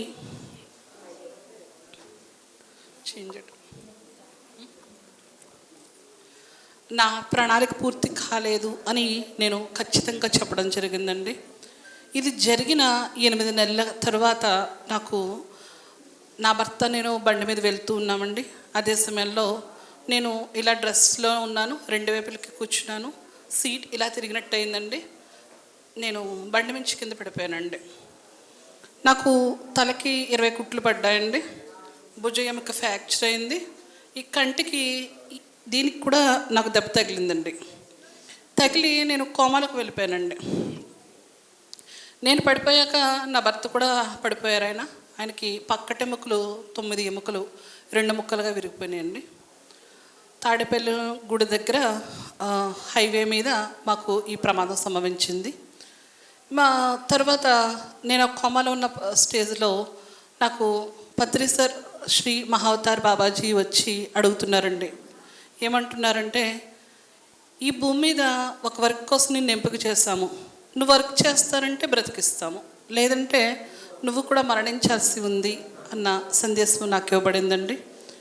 నేను ఒక యోగి ఆత్మకథ చదివిన సమయంలో ఆయన నా గర్జన్మ గురుదేవులు అన్న విషయాన్ని తెలుసుకున్నాను. నేను ఎన్నో జన్మలు ఒక యోగిగా నా జీవితాన్ని గడిపాను. దాంట్లో నా గర్జన్మలో పరమహంస యోగానంద గారి శిష్యుడిగా కలకత్తా నగర వీధుల్లో ఆయనతో పాటు భిక్షాటన చేస్తున్న దృశ్యాలు చూసుకున్నాను. ఒక 4 దృశ్యాలు తర్వాత నాకు మళ్ళీ ఈ క్రియాయోగానికి సంబంధించి ఏదైతే గర్జన్మలో నేను సాధన చేసి ఉన్నానో దాంట్లో భాగంగానే నాకు ఈ జన్మ ఇవ్వబడింది. నా గురుదేవులు పరమహంస యోగానంద గారు ఆయన 1957 కల్లా తన దేహాన్ని విడిచిపెట్టారు. నేను 1957 తర్వాత కొంతకాలం జీవించి నా శరీరాన్ని విడిచిపెట్టి నేను 79 కల్లా నేను చాలా తొందరగా జన్మ తీసుకున్నానండి. ఈ జన్మ తీసుకున్న సమయం నుంచి నేను మహావతార్ బాబాజీ గారితో కనెక్టివిటీలో ఉన్నాను. అలా ఎన్నో సమయాల్లో నాకు బాబాజీ ఈ ప్రణాళిక ప్రకారం ఈ భూమి మీద ఏవైతే పిరమిడ్స్ నిర్మాణంలో ఉన్నాయో అవి భూమి అంతర్భాగం నుంచి క్లీనింగ్ చేసే వర్క్ ఇవ్వడం జరిగింది. అలాగే ఈ భూమి మీద ఎందరో మరణ భయంతో చనిపోయిన ఆత్మలు ఇంకా తిరుగుతూ ఉండడం, ఆ ఆత్మలు పైలోకాలకు పంపించే వర్క్ ఒకటి ఇవ్వడం జరిగింది. ఇంకా ఎందరో ఎన్నో సమస్యలతో తమ మరణమే శరణం అని అనుకునే వ్యక్తులు ఎవరైతే ఉన్నారో వారికి జ్ఞానాన్ని అందించి ఆ సమస్య నుంచి బయటికి తీసుకొచ్చే జ్ఞానాన్ని అందించే ప్రక్రియ సేత్ కౌన్సిలర్గా నేను వర్క్ చేయడం జరుగుతుంది ఫ్రెండ్స్. అలా ఈ పునర్జన్మ ద్వారా బాబాజీ నా ద్వారా కొన్ని వర్క్స్ చేయిస్తున్నారు. మేము అలా ఒకానొక సమయంలో మేము కాస్మిక్ వ్యాలీలో కలుసుకున్నాము, మన దేవిక మేడం నేను. ఆ కలుసుకున్న సమయంలోని మేము మెడిటేషన్ చేయాలని నిర్ణయించుకుని ధ్యానంలో కూర్చున్న సమయంలో పరమహంస యోగానంద గారు మాకు దర్శనం ఇచ్చారు. ఆయన చెప్తున్నారు, మీరిద్దరూ నా అంశాత్మలు, మీకు ఈ భూమి మీద కరోనా 2nd వేవ్ సమయం అండి. ఆ సమయంలో చెప్తున్నారన్నమాట, ఎన్నో ఆత్మలు మరణ భయంతో పైలోకాలకు వెళ్ళలేక ఇబ్బంది పడుతూ ఉన్నాయి, వాటికి మీరు మీ యొక్క సహాయాన్ని అందించాల్సి ఉంది అని చెప్పడం జరిగింది. దాంట్లో భాగంగా మాకు మన దేవిక మేడం జాబ్ చేస్తారు. ఆమె నేను వారానికి 1 రోజు, అంటే మిగిలిన రోజులన్నీ కూడా ఆమె ఫుల్ బిజీ, ఓన్లీ ఆదివారం మేము కూర్చునేవాళ్ళం. కూర్చున్న సమయంలో ఎన్నో ఆత్మలు మేము ఆహ్వానించడం మీదట అవన్నీ రావడం జరిగేవి. వచ్చిన కొన్ని ఆత్మలు ఇంకా పైలోకాలకు వెళ్ళడం అంగీకరించకపోవడం, ఆ సమయంలో మన పత్రి మహాశయుడు మరియు మహావతార్ బాబాజీ, ఆంజనేయ స్వామి, రామ్తా మాస్టర్ ఇంకా ఎందరో మహాయోగులు వచ్చేసేవారు. వారు ఏమి సందేశం ఇచ్చేవారు అంటే, అక్కడ ఆ ప్రక్రియకు అనుగుణంగా మన ఆంజనేయ స్వామి ఏవైతే ఆత్మలు ఉన్నాయో వాటిని ఒక బాల్ మాదిరిగా చేసి పైలోకాలకు విసిరేయడం అనేది జరుగుతూ ఉండేదండి. కొన్ని సమయాలలో కొన్ని మెట్ల మార్గం వచ్చేది. ఆ సమయంలో ఆ ఆత్మలు అక్కడ ఒక్కొక్క మెట్టు మార్గం గుండా వెళ్తూ ఉండడం ఆ విధంగా చూపించేవారు. అలాగే కొన్ని సమయాలలో కొన్ని డోర్స్ ఓపెన్ అయ్యాయండి. అంటే ఎన్నో గుమ్మాలు ఉండడం, ఆ గుమ్మాల దగ్గర నుంచి ఈ ఆత్మలు ఒక్కొక్కటిగా వెళుతూ ఉండడం. అంటే ఆత్మ దశలు ఉన్నాయండి. శైశవాత్మ, బాలాత్మ, యవ్వనాత్మ, ప్రౌఢాత్మ, వృద్ధాత్మ. ఇలా వారి యొక్క దశలను బట్టి ఆత్మలు ఆయా దశకు వెళ్ళేవన్నమాట అండి. అంటే మనం ఏం చెప్తామంటే, ఎవరైనా చనిపోయిన వాళ్ళు ధ్యానంలో మనకు కనిపించగానే ఉన్నత లోకాలు చేరుకోవాలి అని చెప్పుకోండి అని చెప్తారు చాలామంది. ఉన్నత లోకాలు అన్న పదం వాడకూడదండి. ఉన్నత లోకాలను మీరు ఎప్పుడైతే పదం వాడతారో మీ యొక్క శక్తితో వాళ్ళు పంపించేస్తుంటుందండి. ఎందుకంటే ఇప్పుడు మీరు ఉన్నత లోకాలని చెప్పేశారు. ఆ అబ్బాయి కొత్తగా పుట్టినవాడు శైశవాత్మ అంటే శిశువాత్మ. తను ఇంకా బాలాత్మ దశకు రావాలి, ఇంకా ఎన్నో నేర్చుకోవాలి, తర్వాత తను పూర్ణాత్మగా మారాల్సి ఉంది. అలాంటి ఆత్మను మనం ఎప్పుడైతే ఉన్నత లోకాలు చేరుకోవాలని చెప్తామో అప్పుడు ఆ ఆత్మను తీసుకెళ్ళి మనం డిగ్రీ క్లాస్లో కూర్చోబెట్టినట్టండి. ఈ బుక్ని పిరమిడ్స్ కోసం కూడా వాడుకోవచ్చండి. మీరు ఎవరైనా పిరమిడ్ కన్స్ట్రక్షన్ చేయాలనుకున్నా కూడా ఆ పుస్తకాన్ని రోజు చదువుతూ మెడిటేషన్ చేస్తూ ఉంటే కూడా ఆ పనులు తొందరగా పూర్తవుతుంటాయి. ఇంకా మీరు అన్నిటికీ మీ ఆర్థిక సమస్యలకి, ఆరోగ్య సమస్యలకి, మీ పిల్లల చదువులకి, పిల్లల పెళ్ళిళ్ళకి, అంటే ఇవన్నీ కూడా చదివిన వాళ్ళు చెప్పినవే మీకు చెప్తున్నాను. ఈ పుస్తకం చదివితే ఇన్ని వస్తాయా ఇవన్నీ చెప్తున్నారని మీరు అనుకోవచ్చు. మీ లోపల ఆ ప్రశ్న కూడా రావచ్చు. అలాంటివన్నీ అనుభవం పొందిన వాళ్ళు చెప్పారు కాబట్టి నేను మీకు చెప్పడం జరుగుతుంది. పుస్తకం అంటే అన్ని పుస్తకాల మాదిరిగా చదవడం పక్కన పెట్టడం కాదు. ఈ పుస్తకము ఒక రామాయణం, మహాభారతం, భగవద్గీత ఎలాగైతే వాటిని గ్రంథాలు, వాటిని పవిత్రమైన గ్రంథాలుగా మనం ఇంట్లో పెట్టుకుంటాము, అలాగే ఈ పుస్తకాన్ని మీరు ఆ విధంగా పెట్టుకోవచ్చు. ఇది మీ ఇంట్లో ఉంటే బాబాజీ మీతో ఉన్నట్లే. అది ఇది అనుభవపూర్వకంగా మరి ఇక్కడే సత్యం తెలిసిందండి మాకు. ఎందుకంటే మేడం వశిష్ఠ గౌతమిలో క్లాస్ చెప్పి నాకు అప్పుడు 100 బుక్స్ ఇవ్వటం జరిగింది వశిష్ఠ గౌతమి గిఫ్ట్గాను. ఆ బుక్స్ అందరికి ఇచ్చిన తర్వాత ఇక్కడ నిడదవలు తీసుకొచ్చి శంకుస్థాపన అయిన మర్నాడు పద్మారాణి గారిని అన్నాను, 40 రోజులు మీరు ఈ బుక్ ఇందులో చదవండి, ఈ పిరమిడ్ ఎందుకు అవదో చూస్తాను అన్నాను నేను. మరి ఆ మర్నాడు స్టార్ట్ చేసామండి. ఆ బుక్ చదివేమండి. ఇక్కడ అద్భుతమైన ఎనర్జీస్, మహావతార్ బాబాజీ ఎనర్జీస్. ఆ బుక్ డైలీ పద్మారాణి గారు ఏదో సమయంలో వచ్చి చదవటం జరిగిందండి ఇక్కడ. అంటే ఒక్కొక్క పవర్ అలా ఉంటుందండి. ఒక బుక్కే కదా అనుకుంటాం, ఆ బుక్కుకున్న పవర్ ప్రత్యక్షంగా ఇక్కడే చూసామండి మేము. అలా డైలీ పద్మారాణి గారు చదివేవారండి అందరూ ధ్యానం. ఎందుకంటే ఈరోజు డబ్బుతో ఏమీ సాధించలేమండి, ఎనర్జీతో ఏదైనా సాధించగలం. ఒక ఎనర్జీ, ఆ ఎనర్జీకి కనెక్ట్ అవ్వాలి మనం. ఏదైతే సత్యంతో కూడుకుని ఉంటామో ఆ ఎనర్జీకి కనెక్ట్ అవుతామో ఏదైనా ఫుల్ఫిల్ చేయగలుగుతాం. డబ్బు ఉంటే మనం అన్నీ చేసేయచ్చు అనుకుంటాం, ఏమీ చేయలేం. ప్రకృతి సహకరించకపోతే పడుకోబెడుతుంది మనల్ని. పత్రిసారి ఏ డబ్బుతో తిరిగారండి? జేబులో రూపాయి లేదు. ఆయన ఎలా తిరిగారు? ప్రపంచం అంతా తిరిగారు, అన్ని దేశాలు తిరిగారు. 78 దేశాల్లో ధ్యానం పంచారు ఆయన. ఏ డబ్బు పెట్టుకుని తిరిగాడు ఆయన? ఈ సృష్టి ఆరంభం నుంచి చూసుకోండి ఇప్పటి వరకు కూడా ఎంతోమంది గురువులు ఈ భూమి మీదకి వచ్చారు. కానీ ప్రతి గురువుకి కూడా 10 మంది, 100 మంది, 20 మంది శిష్యులే ఉన్నారు. లక్షలాది మంది శిష్యులు తయారైంది బ్రహ్మర్షి పత్రిజీ ఒక్కడికే. ఎవరికీ సాధ్యం కాలేదు, సాధ్యం కాదు కూడా. ఇంకా ఈ సృష్టి ఉన్నంత వరకు కూడా మారు మోగిపోతారనమాట. కోటాను కోట్ల మందిగా తయారైపోతున్నారు. అన్ని దేశాల్లో కూడా ఇప్పుడు ప్రతి దేశంలోనూ కూడా ధ్యానం తెలిసిపోయింది. ఆయన పంచేసి వెళ్ళిపోయారు, విత్తనాలు వేస్తారు. కానీ దక్షిణ భారతదేశంలో ఆయన ఇక్కడ మన తెలుగు రాష్ట్రాల్లో పుట్టి ఇక్కడ ఎందుకు వచ్చారంటే ఆయన ఒకటే చెప్పారు, ఇది నారు భూమి అన్నారు. నారు విత్తనాలు పోసేస్తే ఈ నారు అంతా కూడా ప్రతి దేశానికి వెళ్ళిపోద్ది అన్నారు ప్రతిసారి. ఇప్పుడు అదే జరుగుతుంది. అందరూ ఇతర దేశాలు వెళ్ళి జ్ఞానం పంచుతున్నారు మన వాళ్ళు అందరూ తెలుగు దేశాల నుంచి. అంటే ఎంత గొప్పగా చెప్పారో సార్ చూడండి. సార్ చెప్పిన దానికి ప్రతి దానికి ఆన్సర్ ఉంది. కాబట్టి అందరూ కూడా ప్రతి బుక్ని కూడా చదవండి అమ్మా. చదివితే అందులో ఒక ఎనర్జీ. నేను ఇప్పుడు చదవలేకపోయినా బుక్ ఇచ్చుకున్నాను, కానీ నాకు చదవటానికి టైం ఉండదు. టైం లేక ఒకే ఒక రోజు మాత్రం ఒక్క పేజీ చదివాను. నైట్ 11 గంటలకు తీసి ఒక పేజీ చదివాను, మళ్ళీ మూసాను.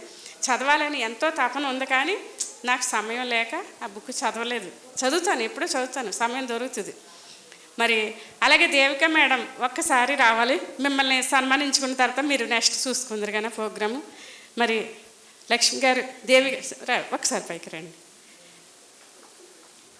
మరి ఇప్పుడు హిమాలయ స్వామీజీ దారిలో ఉన్నారండి, వచ్చేస్తున్నారంట. వశిష్ఠ గౌతమి దగ్గర ఆగారంట, మనకి వస్తున్నారు.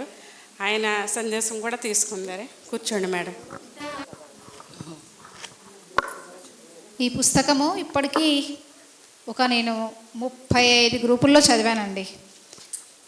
పిరమిడ్ల కోసము సగం కన్స్ట్రక్షన్ అయ్యి మళ్ళీ అవన్నీ వాటి కోసం జూమ్లలో, గూగుల్ మీట్లో అలా ఎప్పుడు సాగుతూనే ఉంటుంది నిరంతరం. ఇప్పుడు మహా అవతార్ బాబాజీ దివ్య ప్రేమ దేవాలయం అని ఒక గ్రూప్ ఉందండి. దాంట్లో ఒక 620 పార్టిసిపేట్స్ ఉంటారు.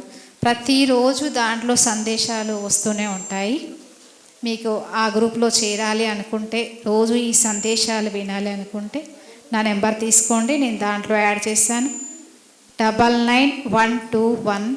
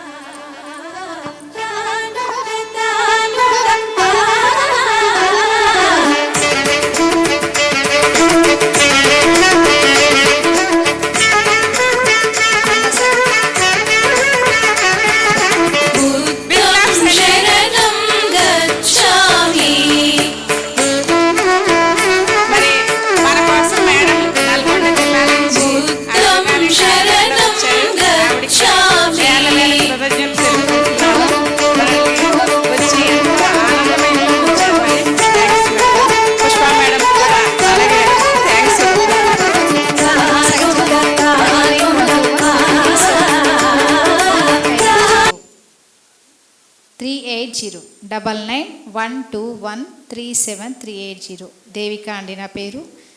నేను ఈ పుస్తకంతోనే ఉంటున్నాను, ఈ పుస్తకంతోనే ఉంటాను. ఈ పుస్తకం రోజు చదువుతాను, ఎప్పటికీ చదువుతూనే ఉంటాను. ఈ శ్వాస ఉన్నంత వరకు ఈ పుస్తకాన్ని నేను చదువుతూనే ఉంటాను. ఎవరిలా పిలిచినా నాకు వీలైన సమయంలో రావడానికి నా శక్తి కొలది ప్రయత్నిస్తూనే ఉంటాను.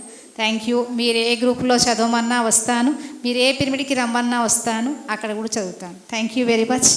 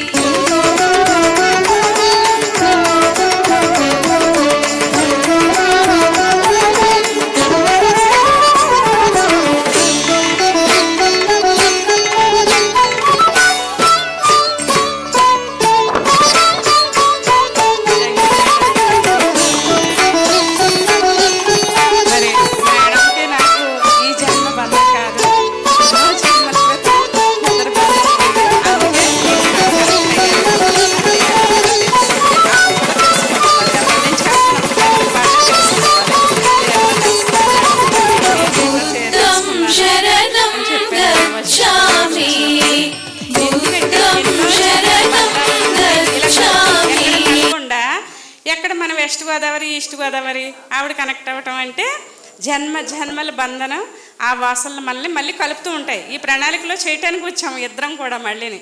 ఆ ప్రణాళికలో భాగంగానే మేడం మరి కనెక్ట్ అయ్యారు నాకు. Okay, thank you masters.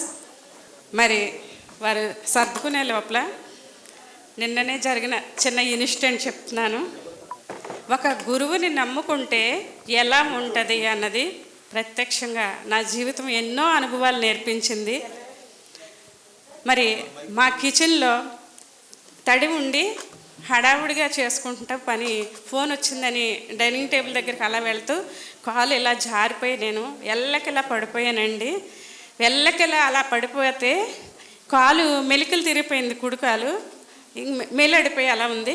ఇటువైపు సెంప అక్కడ వాటర్ ఫిల్టర్ ఉంటే ఫిల్టర్ మీద పడిపోయి ఇలా పడిపోతే అసలు ఇంకా చెవు గుయ్యమనిపోయింది, అంత సౌండ్ వచ్చేసింది. అయిన తర్వాత ఇంక తల ఇలా కింద పడిపోయే సమయంలో ఎవరో నా తల పట్టుకుని నేల మీద ఇలా పెట్టారు. ఆ పెట్టింది ఎవరంటే జగద్గురుడు బ్రహ్మర్షి పత్రిజీ అండి. లేదు, అయిపోయిన మనిషినే నేను, కానీ నా పని ఇక్కడ ఎంత ఉంటే ఆయన ఎందుకు అయి పని ఇస్తాడు నన్ను. అలా పట్టుకుని దింపినట్టయి వెంటనే అలా కళ్ళు మూస్తాను. గురుదేవా వచ్చారా మీరు, నా తలకి దెబ్బ తగలకుండా దింపారా గురుదేవా, కానీ కాలు ఇరిగిపోయినట్టుంది, మెల్లడిపోయింది గురుదేవా. ఈ రోజంతా నేను ఊరంతా బొట్లు పెట్టి పిలవాలనుకుంటున్నాను, నా కాలు ఇరగకూడదు, బాగుండాలి గురుదేవా, ఇది మీరే చూసుకోండి అని 3 సార్లు కాలు ఇలా అనుకుని మెల్లగా తీసి కాలు ఇలా చాపానండి. అసలు చిన్న దెబ్బ కూడా తగిలినట్లేదు, మటుమాయం అయిపోయిందండి. నా కాలు సాఫ్ట్గా వచ్చేసింది. మడతలు మెలి తిరిగిపోయిన కాలు అండి. ఎంత మిరాకిల్ అంటే 10 నిమిషాల్లో అంత మిరాకిల్ జరిగిపోయిందండి. వెంటనే అలా 10 సెకండ్లు అలా ఎలకెత్తలో పడుకుని అలా ఉండిపోయి అప్పుడు నా అంతటి నేనే లేచిపోయాను. పాపను పిలుస్తారంటే పాప పైన ఉంది, నేను కింద ఉన్నాను. పిలిస్తే వినపడదు పైకి. వెంటనే నేను లేసప్పుడు మెల్లగా లేచి ఫోన్ చేసి పాపన కిందకి రమ్మా, పడిపోయాను నేను అంటే అప్పుడు తను వచ్చింది, ఏంటి మమ్మీ అని. అప్పుడు చూస్తే ఎంత దెబ్బ తగిలింది అంటే నా చెవుకున్న దిద్దు తప్పడైపోయి ఇరిగిపోయిందండి. అంటే ఎంత గట్టిగా తగిలింది సెంపకే, కానీ నా చెవుకు దెబ్బ తగలలేదండి. చూడండి, నా సెంపకి దెబ్బ తగలేదు. అంటే గురువులు ఎలా రక్షిస్తున్నారు అంటే ప్రత్యక్ష నిదర్శనం అండి నా జీవితంలో. వెంటనే నేను లేచి ఊరంతా బొట్లు పెట్టి పిలిచేసానండి. ఇదే miracle. Thank you master. Hello,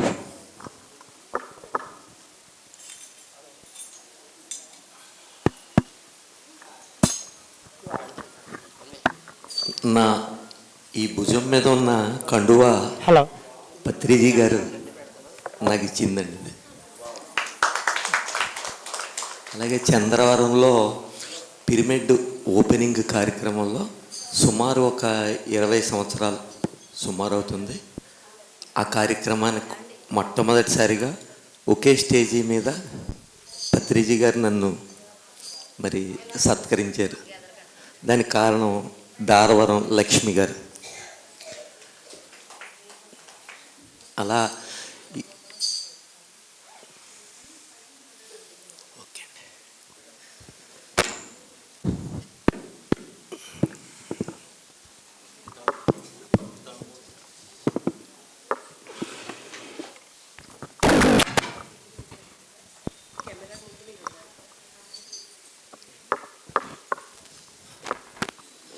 hello,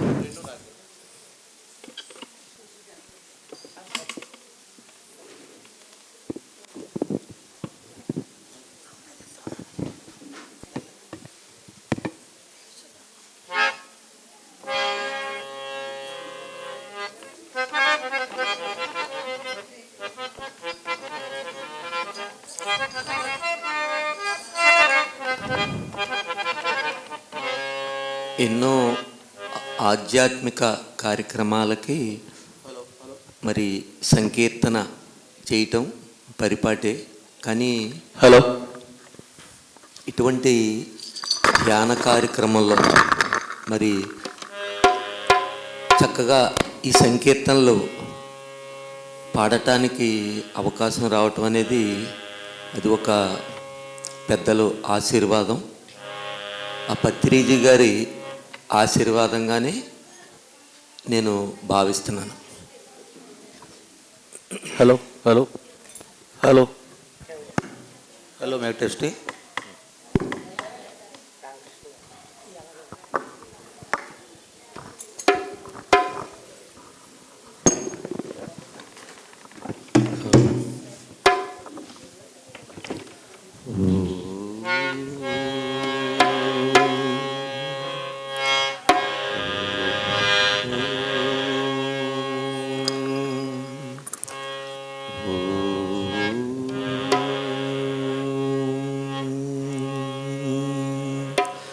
మహాగణాధిపతయే నమః.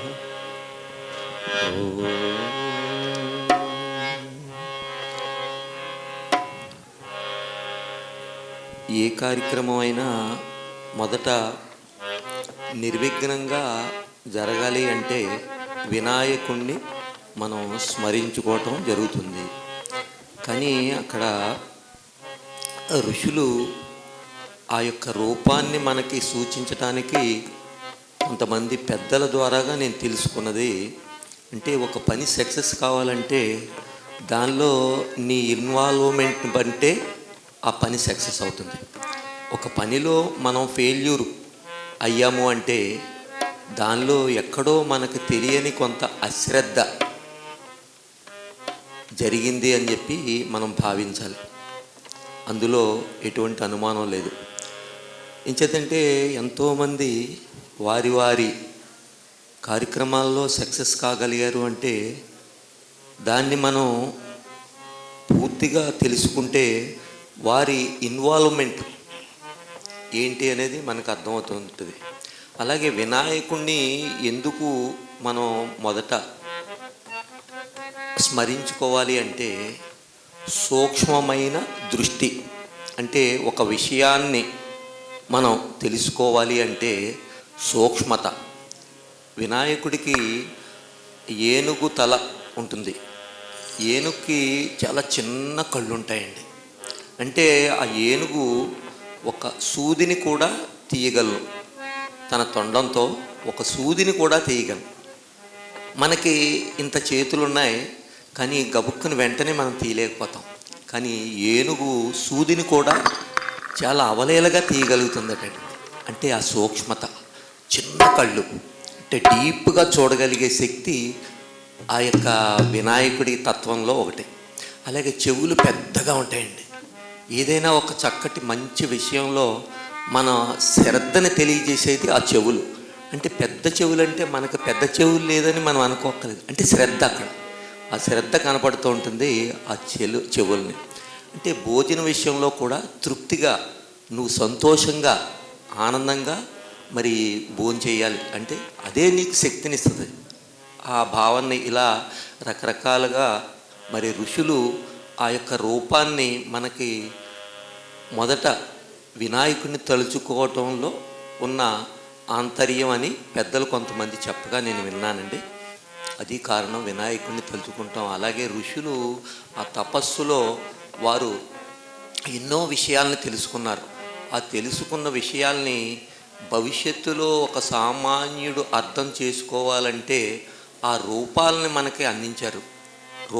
ఆ రూపాన్ని బట్టే మనం ఏమనుకుంటామంటే ఆ రూపాన్నే నిజం అనుకుంటాం. దాన్ని కొంతమంది మహానుభావులు మరి దాన్ని చెప్పగా మనకి తెలుస్తుంది. అటువంటి అద్భుతమైన తత్వం మన హిందూ ధర్మంలో ఉంది. దానిలో భాగమే భగవద్గీతలో ఈ ధ్యానం గురించి కూడా ఒక అధ్యాయమే ఉంది. అద్భుతంగా ఆ అధ్యాయంలో ఒక ధ్యానం చేయటాన్ని ఎలా చెయ్యాలి అనే దాన్ని కూడా మనకి తెలియజేశారు. ఆ తత్వంలో మరి ఒక ఋషి లాంటి మహానుభావుడే అన్నమాచార్యులు వారు. ఆయన అనేక రకాలైన విషయాల్ని వారు సంకీర్తన ద్వారా తెలియజేశారు. ఆ సంకీర్తనలో కొన్ని సంకీర్తనలు నాకు ఇచ్చిన సమయాన్ని బట్టి నేను పాడి వినిపిస్తాను.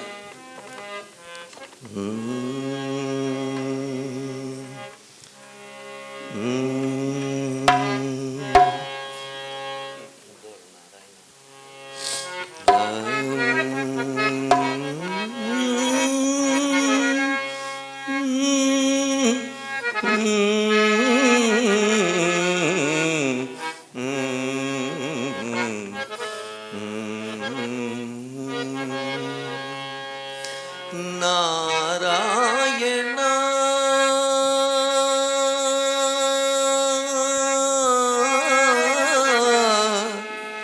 నారాయణ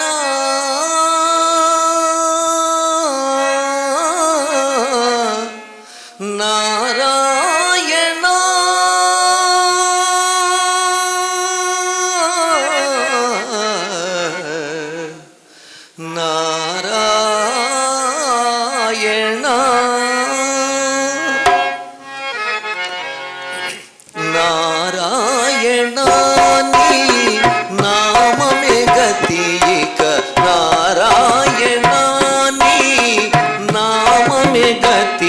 ఇక కోరికలు మాకు కొనసాగుటకు నారాయణ నీ నామమే గతి ఇక కోరికలు మాకు కొనసాగుటకు నారాయణ నారాయణ నారాయణ నారాయణ.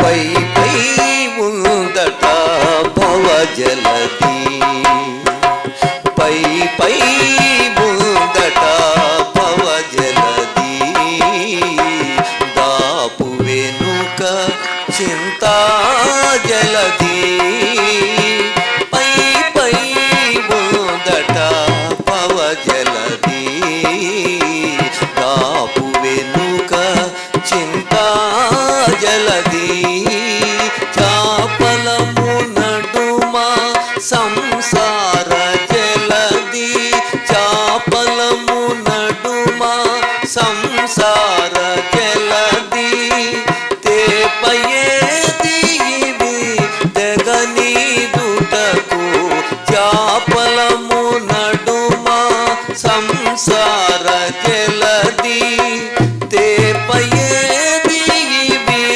తెగనీదుటకు నారాయణ నీ నామమే గతి ఇక కోరికలు మాకు కొనసాగుటకు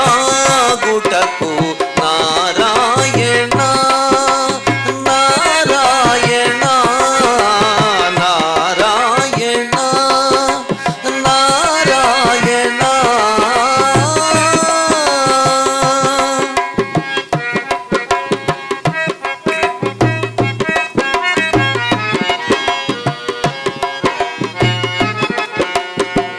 పండెను ఎడమ పాపపు రాసి అండను కుడిని పుణ్యపు రాసి పండెను ఎడమ పాపపు రాసి అండను కుడిని పుణ్యపు రాసి కొండను నడుమా త్రిగుణ రాశి కొండను నడుమా త్రిగుణ రాశి ఇవి నిండకుడు చూటకు నిలుకడ ఏది కొండను నడుమా త్రిగుణ రాశి ఇవి నిండకుడు చూటకు నిలుకడ ఏది నారాయణ నీ నామమే గతి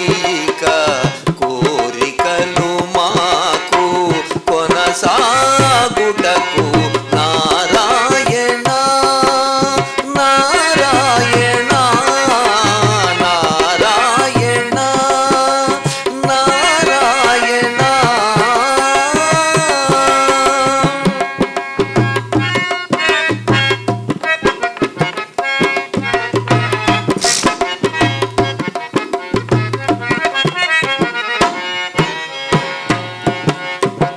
క్రింది లోకములు కీడు నరకములు క్రింది లోకములు కీడు నరకములు అందటి స్వర్గాలవే మీద క్రింది లోకములు కీడు నరకములు అందటి స్వర్గాలవే మీద చెంది అంతరాత్మ శ్రీ వెంకటేశ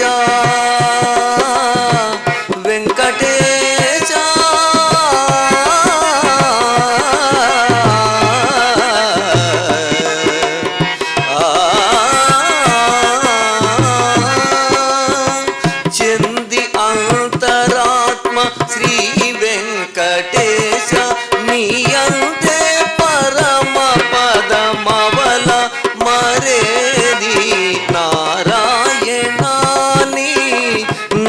నామమే గతి ఇక కోరికలు మాకు కొనసాగుటకు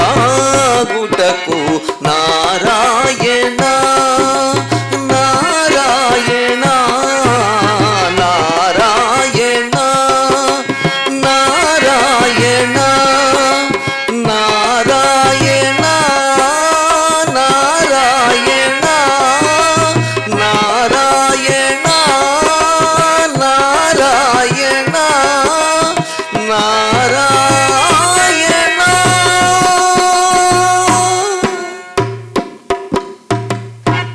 చక్కగా పండెను ఎడమ పాపపు రాశి అండను కుడిని పుణ్యపు రాశి. పాపము పుణ్యము మరి తెలిసి తెలియక అజ్ఞానంతో కొన్ని కర్మలు చేస్తూ ఉంటాం. ఆ కర్మల నుంచి విముక్తి కలగటానికి జ్ఞానం అనేదే జ్ఞానం. తరువాత ఆ జ్ఞానం నుంచి ధ్యానం. ఎందుకయా ధ్యానము అంటే నీలోనే ఉన్న ఆ భగవంతుడు మనకి ప్రసాదించిన దివ్య శక్తుల్ని మనం తెలుసుకుని, ఎక్కడున్నాయండి ఆ శక్తులన్నీ? మనలోనే ఉన్నాయి. మహానుభావులు ఎందరో మరి వారి జీవితాల్ని మరి సార్థకత చేసుకుని ఆ సత్యాన్ని తెలుసుకుని మనలాంటి సామాన్యులకు కూడా వారి చెయ్యిని అందించి ఆ మార్గాన్ని తెలియజేశారు. ఆ మార్గంలో మనం అందరం కూడా మరి తెలుసుకుని మనలో ఉన్న ఆ దివ్య శక్తుల్ని తెలుసుకుని చక్కగా ఆ అనుభూతి, ఆ బ్రహ్మానంద స్థితికి వెళితే ఈ ప్రాపంచిక సుఖాలు, ఈ ఆనందాలు మనిషిని ఏమాత్రము సంతోషింపచేయలేవు. ఎందుకంటే ప్రాపంచికంగా వచ్చే ఆ సంతోషాలు కొంతకాలమే. తరువాత అదే సంతోషం నిన్ను దుఃఖానికి తీసుకువెళ్తుంది అని చెప్పి ఎంతోమంది ఋషులు రుజువు చేశారు. కాబట్టి ఆ సత్యాన్ని తెలుసుకుని మార్గాన్ని తెలియజేసిన పత్రిజీ గారు మనందరికీ కూడా దైవ సమానులు. కొంతమంది సమాజంలో దైవ సమానులు ఉంటారు, కారణ జన్ములు. భగవంతుడికి రూపం లేదు, కానీ ఆ తత్వాన్ని మరి తెలియచేయటానికి కొంతమందిలో ఆ దివ్య శక్తి ఆవహించి వారు సామాన్యులకి దారిని చూపిస్తూ ఉంటారు. కాబట్టి ఆ దారిలో మనందరూ కూడా పయనిద్దాం. దానికి సంబంధించి ఒక అన్నమయ్య కీర్తన ఉందండి. ఏమన్నారంటే, వెలుపల మరువక లోపల లేదు అని ఒక కీర్తన చెప్పారండి. వెలుపల మరువక లోపల లేదు అంటే వెలుపల దృష్టి నీకు తగ్గితేనే కానీ ఆ సత్యం, లోపలున్న ఆ దివ్య కాంతి, దివ్య జ్యోతి, ఆ బ్రహ్మానంద స్థితి నీకు తెలియదు అని చెప్పి ఒక కీర్తనే రాశారండి అన్నమయ్య. ఆ కీర్తన పాడి వినిపిస్తాను.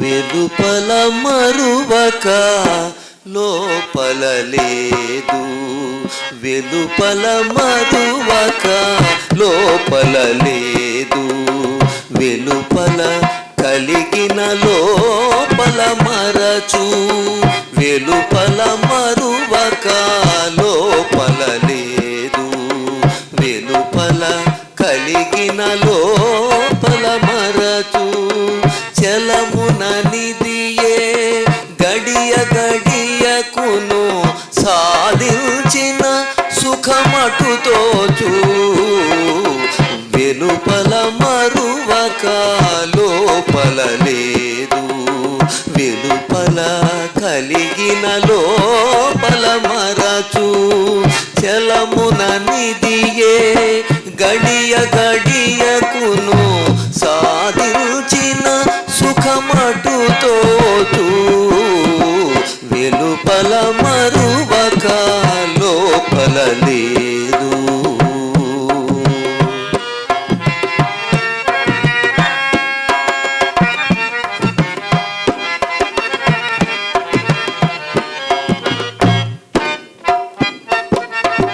వెలుపలి వెలుగే చూడగా చూడగా వెడ చీకటి కానని ఎట్టు వెలుపలి వెలుగే చూడగా లోపలి వెడ చీకటి కానని ఎట్టు అలరి ప్రపంచ జ్ఞానికి తనలో ఆత్మజ్ఞానము కనరాదు అలరి ప్రపంచ జ్ఞానికి తనలో ఆత్మజ్ఞానము కనరాదు పలుమరు చీకటి చూడగా చూడగా బయలే వెలుగై తోచిన ఎట్టు పలుమరు చీకటి చూడగా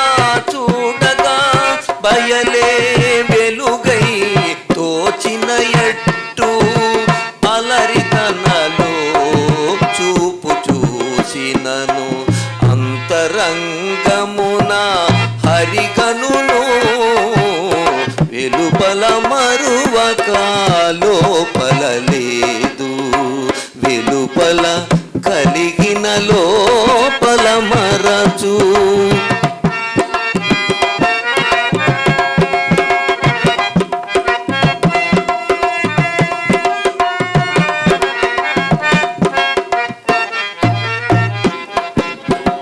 జాగరమే కడు చేయగా చేయగా సతతము నిద్దుర రానట్టు జాగరమే కడు చేయగా చేయగా సతతము నిద్దుర రానట్టు ఇంద్రియములలో తిరిగిన తనకు చిత్త వికారము పడదు చేగల ఇంద్రియములలో తిరిగిన చిత్త వికారము లయపడదు ఏ గతి నిద్దురా పోగా పోగా ఈలలో శుద్ధులు ఎరగని ఎట్టు యోగ పుటాకాశమున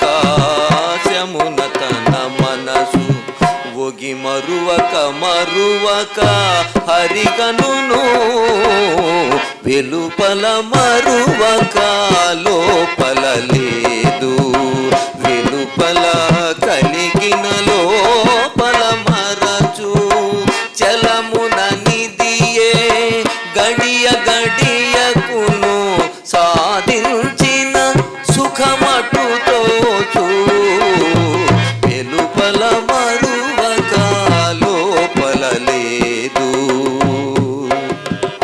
నువ్వు జ్ఞానివి కావాలంటే వెలుపల ప్రపంచ జ్ఞానం నువ్వు ప్రపంచం మీద దృష్టి ఉంటే ఈ ప్రపంచమే నీకు గొప్ప వెలుగుగా గొప్ప సంతోషదాయకమైన విషయంగా కనపడి ఆ ఉచ్చులో బంధింపబడి దుఃఖానికి లోనవుతున్నాడు జీవుడు అని చెప్పి బయట కనిపించేదంతా కూడా మాయ నీ లోపలే ఉంది అతలైన సత్యం సత్యమైన వెలుగు కానీ ఆ వెలుగుని నువ్వు మరి తెలుసుకోవాలి అంటే మొదట్లో కళ్ళు మూసుకుంటే నీకు చీకటిగానే ఉంటుంది కానీ అలా చీకటిగా ఉన్నదానిని అలా ధ్యానంలోకి వెళితే వెళ్ళగా వెళ్ళగా సత్యమైన వెలుగు నీకు కనపడుతుందా అక్కడే నీకు ఆత్మదర్శనం అవుతుందని చెప్పి అన్నమయ్య ఒక చరణంలో చెప్పారండి. అలాగే దీనికి ఉదాహరణగా నువ్వు బయట వెలుగు నుంచి ఒక చీకటి గదిలోకి వెళ్ళినప్పుడు అక్కడ ఏమీ కనపడదండి, ఏమీ కనపడదు. కాసేపు అలా నుంచుని ఆ చీకటిని అలా చూస్తే ఆ చీకటిలోనే నీకు కొంత వెలుగు కనపడి ఒక అడుగు వేయటానికి దారి దొరుకుతుంది. అదే చెప్పారండి రెండో చరణం. ఏకడ చీకటి చూడగా చూడగా అక్కడే నీకు వెలుగు కనపడుతుందా అని చెప్పి ఒక అద్భుతమైన సందేశాన్ని ఇచ్చారండి. ఎవరో చెప్పినా మరి వారి వారికి కలిగిన జ్ఞానాన్ని బట్టి మనకి అనేక విధాలుగా అన్నమయ్య అన్నీ కూడా ఇలా సంకీర్తనలో తెలియజేశారు. ఈ సంకీర్తనలో ఉన్నదంతా కూడా భగవద్గీత. మనిషి ఉద్ధరింపబడటానికి కావలసిన మరి అన్ని విషయాల్ని సంకీర్తన ద్వారా తెలియజేశారండి. వారు అన్నమయ్య 96 సంవత్సరాలు బ్రతికారండి. వారు యవ్వన దశ నుండి, మరి కౌమార దశ నుండి, వృద్ధాప్య దశ నుంచి జ్ఞానిగా ఆ పరమాత్మ సాక్షాత్కారాన్ని పొందిన మహానుభావుడు.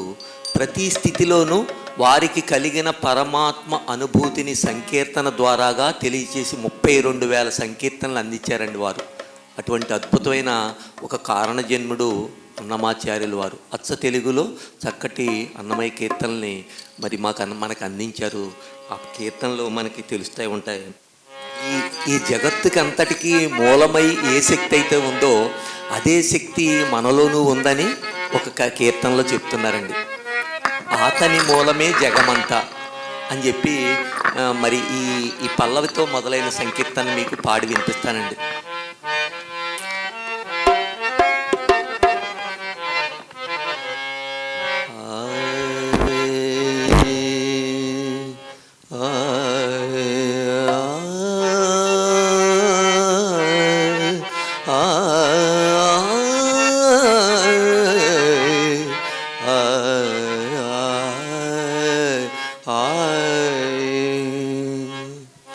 ఆతని మూలమే జగమంతా, ఆతని మూలమే జగమంతా, ఇది ఆతుమలో హరికీలు అయి ఉండుగాని, ఆతని మూలమే జగమంతా, ఇది ఆతుమలో హరికీలు అయి ఉండుగాని, ఆతని మూలమే జగమంతా.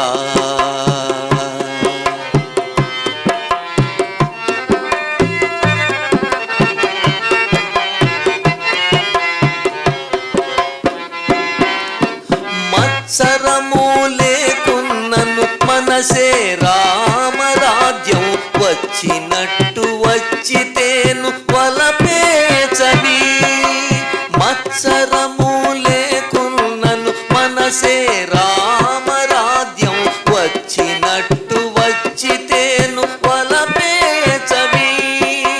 హెచ్చుకొందు లేకున్నా ఎక్కడైనా సుఖమే, హెచ్చుకొందు లేకున్నా ఎక్కడైనా సుఖమే, ఇచ్చకుడై హరితనకు ఇయ్యవలే గాని, ఆతని మూలమే జగమంతా, ఇది ఆతుమలో హరికీలు అయి ఉండుగాని, ఆతని మూలమే జగమంతా.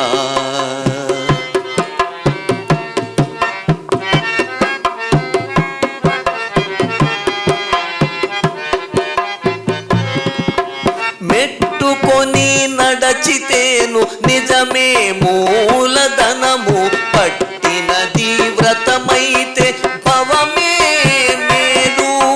మెట్టుకొని నడచితేను నిజమే మూలధనము, పట్టినది వ్రతమైతే భవమే మేలు. జట్టిగా వనగూడితే సంసారమే ఫలము, జట్టిగా వనగూడితే సంసారమే ఫలము, ఇట్టే హరితనకు ఇయ్యవలే గాని, ఆతని మూలమే జగమంతా, ఇది ఆతుమలో హరికీలు అయి ఉండుగాని, ఆతని మూలమే జగమంతా.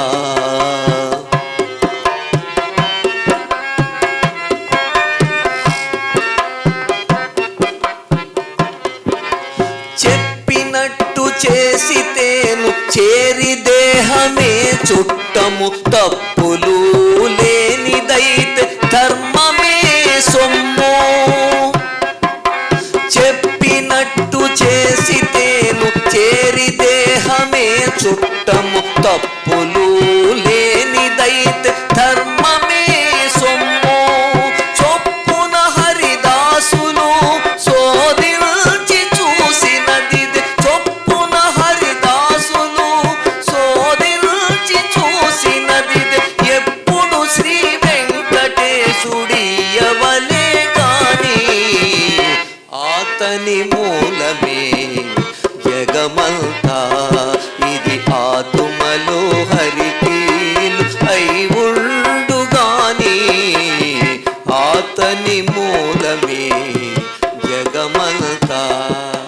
మూలం మనలో కూడా వెలుగొందుతుంది.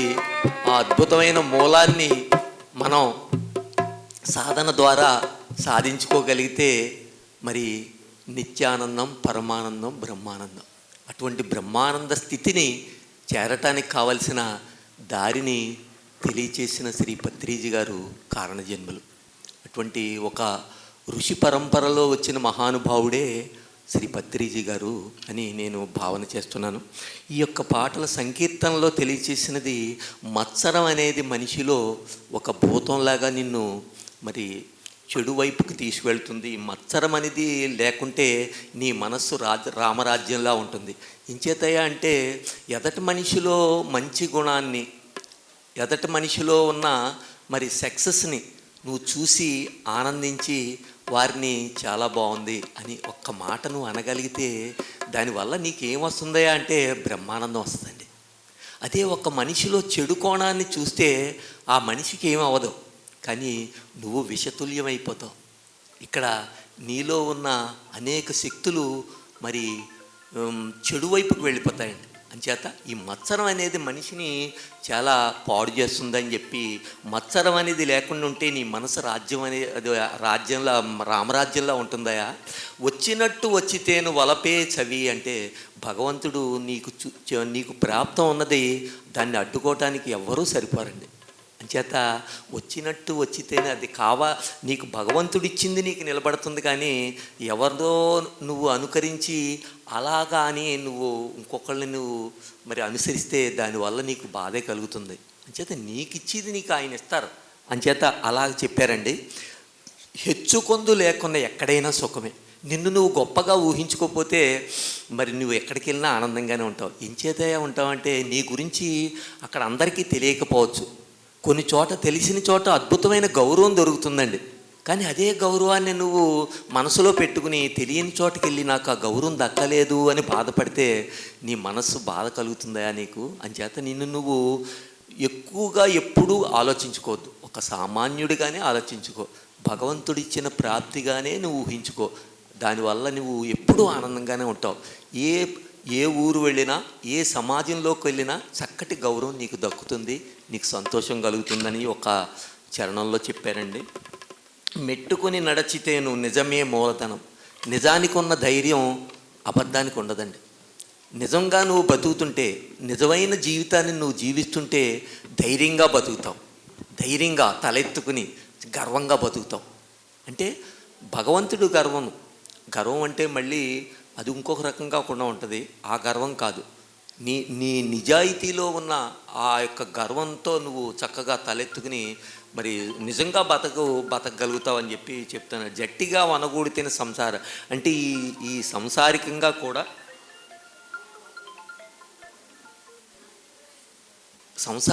కూడా మనిషి ఆ భార్యాభర్తల మాట, రెండు మాటలు ఒకటే అయితే ఆ సంసారం చాలా ఆనందంగా ఉంటుందని చెప్తున్నారండి.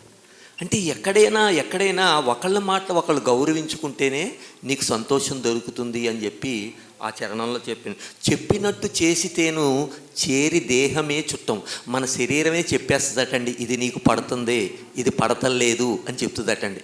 కానీ ఈ జిహ్వా, ఈ నాలికి లోనయ్యి మరి నీకు పడని వస్తువును కూడా నువ్వు స్వీకరిస్తే అదే నీకు విషంగా పరిణమిస్తుందని చెప్పి చివరి చరణంలో చెప్పడం జరిగింది. చెప్పినట్టు చేసితేను చేరి దేహమే చుట్టము, తప్పులు లేనిదైతే ధర్మమే సొమ్ము అన్నారండి. ధర్మం అనే సొమ్మును నువ్వు సంపాదించుకుంటే నీ దగ్గర 10 రూపాయలు ఉన్నా నీకు చాలా ఆనందం కలుగుతుందండి.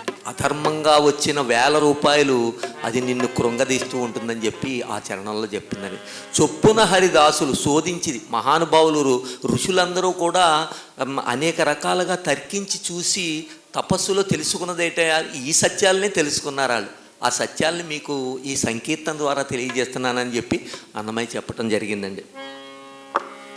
అలాగే తర్వాత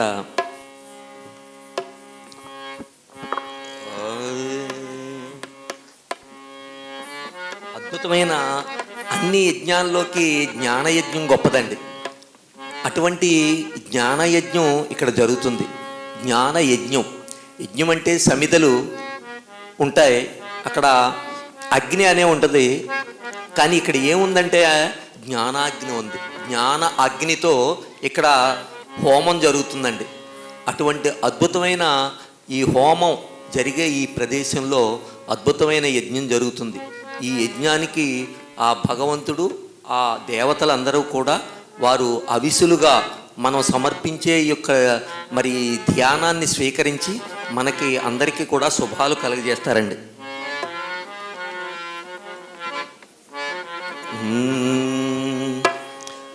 జ్ఞానయజ్ఞమీ గతి మోక్ష సాధనము, నానాదములు నింపి నడపె మా గురుడు.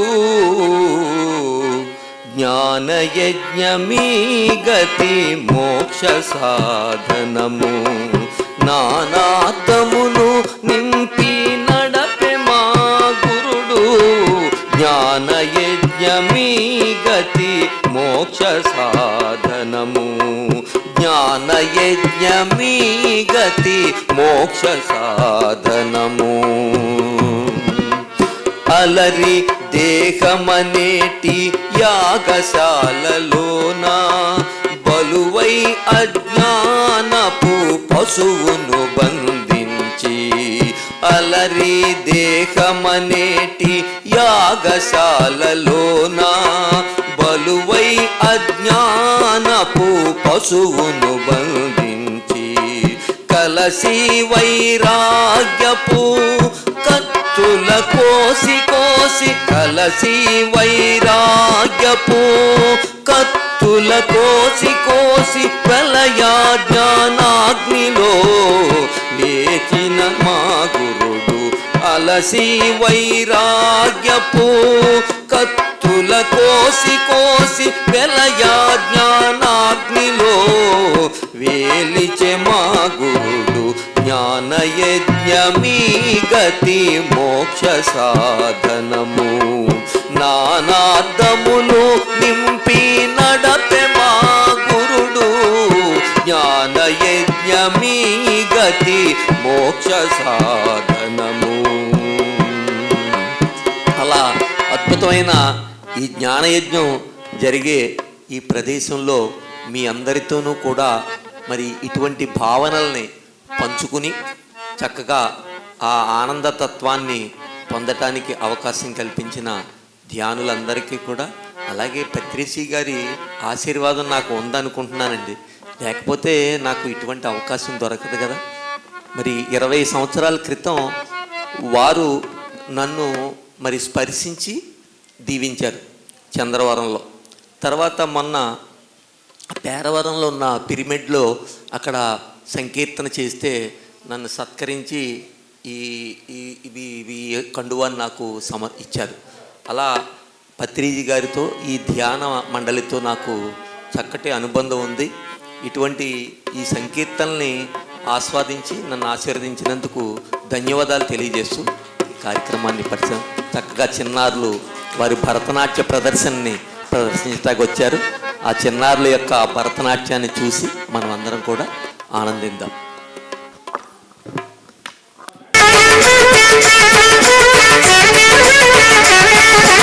బుద్ధం శరణం గచ్ఛామి,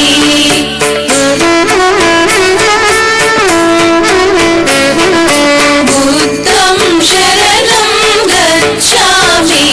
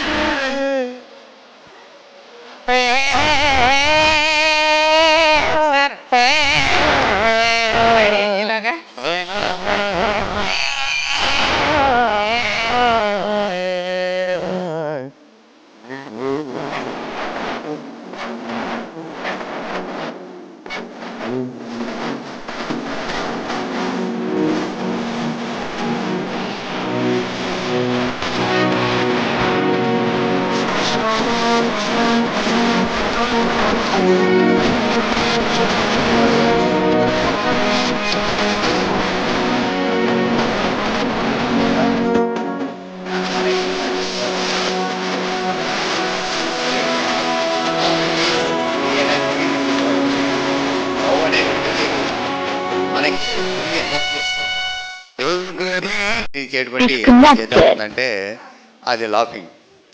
మనం ఎంతవరకు కూడా రకరకాల లోకాల్లోకి వెళ్ళిపోయాం. ఇందాక మేడం ఇద్దరు కూడా ఆ గ్రంథం గురించి చక్కగా వివరించి చెప్పడం, అలాగే మన రామకృష్ణ గారి గానామృతాలతో మనం ఎక్కడెక్కడికో అన్నమయ్య దగ్గరికి తీసుకెళ్ళిపోయారు. ఇప్పుడు మామూలు మనం ముప్పవరం వచ్చేద్దాం, ఇప్పుడు మన గ్రామానికి మనం వచ్చేద్దాం.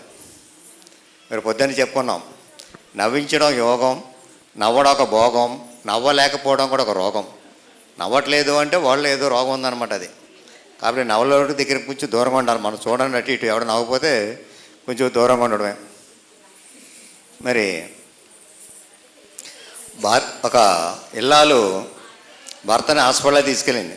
సాధారణంగా పేషెంట్లు భర్తలే ఉంటారు, భార్యలు బాగానే ఉంటారు, ఎప్పుడూ నవ్వుతూ ఉంటారు, ఆరోగ్యంగా ఉంటారు. ఎప్పుడైనా పేషెంట్ ఇది ఎవరైనా నవ్వుతే భర్త అవుతాడు. హాస్పిటల్కి వెళ్ళిన తర్వాత డాక్టర్ గారికి చెప్పింది, ఏమండి రాత్రులు మా వారు నిద్రట్లో ఏదేదో కౌరులు చెప్తున్నారు, రకరకాల మాటలన్నీ చెప్పేస్తున్నారు, నాకు నిద్ర పడతలేదు, కాస్త మీరే పుణ్యం కట్టుకుని ఏదో వైద్యం చేయాలండి అంటే డాక్టర్ గారు ఇప్పుడు ఎలా ఉందంటే కార్పొరేట్ హాస్పిటల్ దొరికింది సందు, CT scan, brain scan, MRI scan, అన్ని రకాల టెస్టులు చేసి చివరి చెప్పారనమాట, ఏమీ లేదమ్మా పగలు కాస్త మీ వారిని నోరిప్పి మాట్లాడినయ్యి, నోరిప్పి మాట్లాడితే రాత్రులు మాట్లాడరు అయినా, మీరు పగలు నోరు కట్టేస్తున్నారు, కాస్త స్వాతంత్రం ఇచ్చి మాట్లాడిస్తే మీకు ఆ సమస్య ఉండదని చెప్పాడు. కాబట్టి ఇక్కడ ఉన్న సోదరిమ్మలకి చెప్పేది ఏంటంటే, కాస్త ఎప్పుడైనా నోరిప్పి మాట్లాడితే కాస్త మాట్లాడనివ్వండి, ఇస్తే ఇలాంటి సమస్యలు లేవు. ఎవరినైనా మనం మీకు తెలీదు అని చెప్పి అనలేం. ఒక చిన్న హోంగార్డ్ని కానీ కానిస్టేబుల్ కానీ మీకు ఏం తెలదు అంటానికి మన ధైర్యం సరిపోదు. కానీ పిఎంనైనా, సీఎంనైనా, రాష్ట్రపతినైనా, హైకోర్టు జడ్జినైనా, ఎస్పీనైనా, ఎవరినైనా సరే మీకేం తెలియదు ఊరుకోండి అనే వ్యక్తి ఎవరైనా ఉన్నారంటే ఎవరది? ఒక భార్య మాత్రమే. ఆఖరికి రాష్ట్రపతిని కూడా మీకు తెలీదు అంటే అని తెలియదని అనుకుంటాడు ఆయన. కానీ మనం ఎవరిని కూడా తెలియదని అనలేం.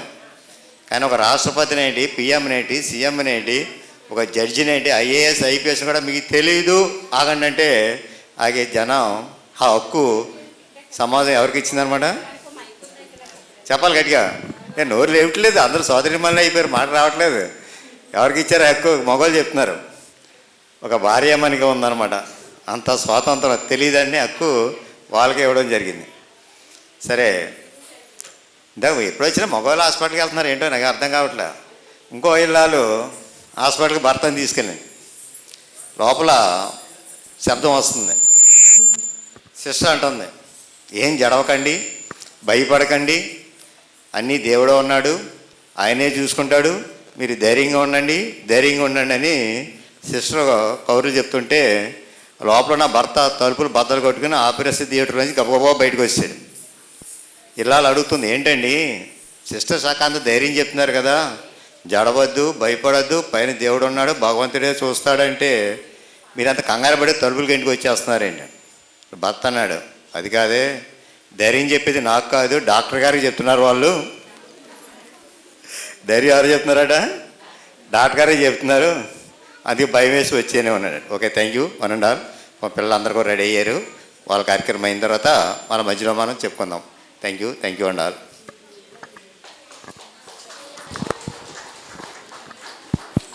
ఏమా రెడీయా?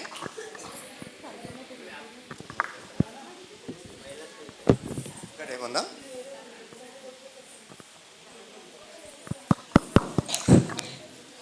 మరి ఆరోగ్యమే మహాభాగ్యం అన్నారు, మరి అందరికీ తెలుసు. సృష్టిలో 84 లక్షల జీవరాశులు ఉన్నాయి. ఆ జీవరాశుల్లో ఎవరికి లేనటువంటి సమస్యలన్నీ కూడా ఒక మానవులకే వస్తున్నాయి. ఎంచేత అంటే మన అజ్ఞానం అనుకోవాలి. జ్ఞానం పెరిగి కొద్దీ కూడా అజ్ఞానవంతులు అవుతున్నాం మనం.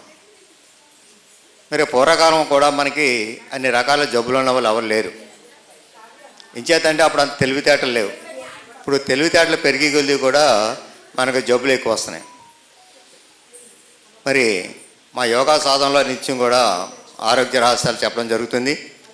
డీప్గా తర్వాత చెప్పడం.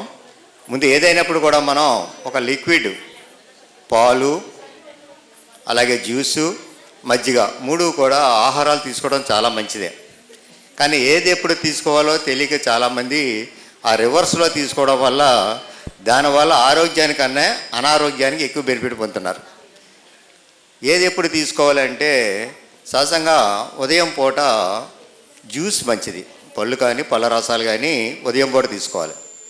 మధ్యాహ్నం వచ్చేటప్పటికి మజ్జిగ లాంటి బటర్ మిల్క్, పలసటి మజ్జిగ తీసుకోవాలి. పాలు మాత్రం రాత్రే తీసుకోవాలి. రాత్రి పాలు మనకి ఎనర్జీని ఇస్తుంది. కానీ మనం ఏం చేస్తాం, పొద్దున పాలు తాగుతాం, రాత్రి పడుకునేటప్పుడు జ్యూస్ తాగే వాళ్ళు కూడా చాలామంది ఉన్నారు, పళ్ళు తినే వాళ్ళు ఉన్నారు. రాత్రిపూట ఎప్పుడు కూడా పళ్ళు తినకూడదు. ఇది 3 మంచివే, 3 తీసుకోవాలి. ఏది ఎప్పుడు తీసుకోవాలో తెలియకపోవడం వల్లే దానివల్ల బెనిఫిట్స్ కన్నా కూడా డిసడ్వాంటేజ్ ఎక్కువ పొందడం జరుగుతుంది. సరే, ఆహారంలో ముందుగా మనం తీసుకోవాల్సింది, గుర్తుంచుకోవాల్సింది, ఉదయం పూట ఏం తీసుకోవాలి, ఫ్రూట్స్ సంబంధించినవి. ఇప్పుడు రకరకాల జ్యూస్లు వస్తున్నాయి. అలాగే మన ఆనపకాయ జ్యూస్ అని, బీరకాయ జ్యూస్ అని, బూడిద గుమ్మడి జ్యూస్ అని, లేదైనట్లయితే తెప్పతీగ కషాయం అని, గ్రీన్ టీ అని, అలాగా రకరకాలుగా పళ్ళకు సంబంధించినటువంటి జ్యూసులు ఏమైనా ఉన్నట్లయితే అది ఉదయం పూట తీసుకోవాలి. మజ్జిగ ఉదయం పూట పరగడుపుని తాగకూడదు. మజ్జిగ ఏ టైం తీసుకోవాలని చెప్పుకున్నాం, మధ్యాహ్నం పూట మజ్జిగ తీసుకోవాలి. పడుకునేటప్పుడు మాత్రమే పాలు తీసుకుని పడుకున్నట్లయితే ఈ 3 పదార్థాలు కూడా మనం సంపూర్ణంగా సహకరిస్తాయి, ఆరోగ్యానికి ఉపయోగపడతాయి అన్నమాట అండి. Okay, thank you.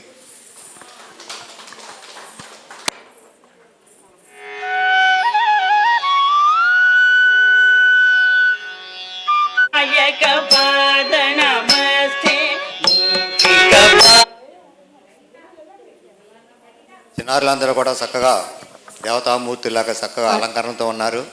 వాళ్ళ యొక్క భరతనాట్యాన్ని వినేటువంటి భాగ్యం మీ అందరికీ కలిగింది. చక్కగా తెలిగిందాం.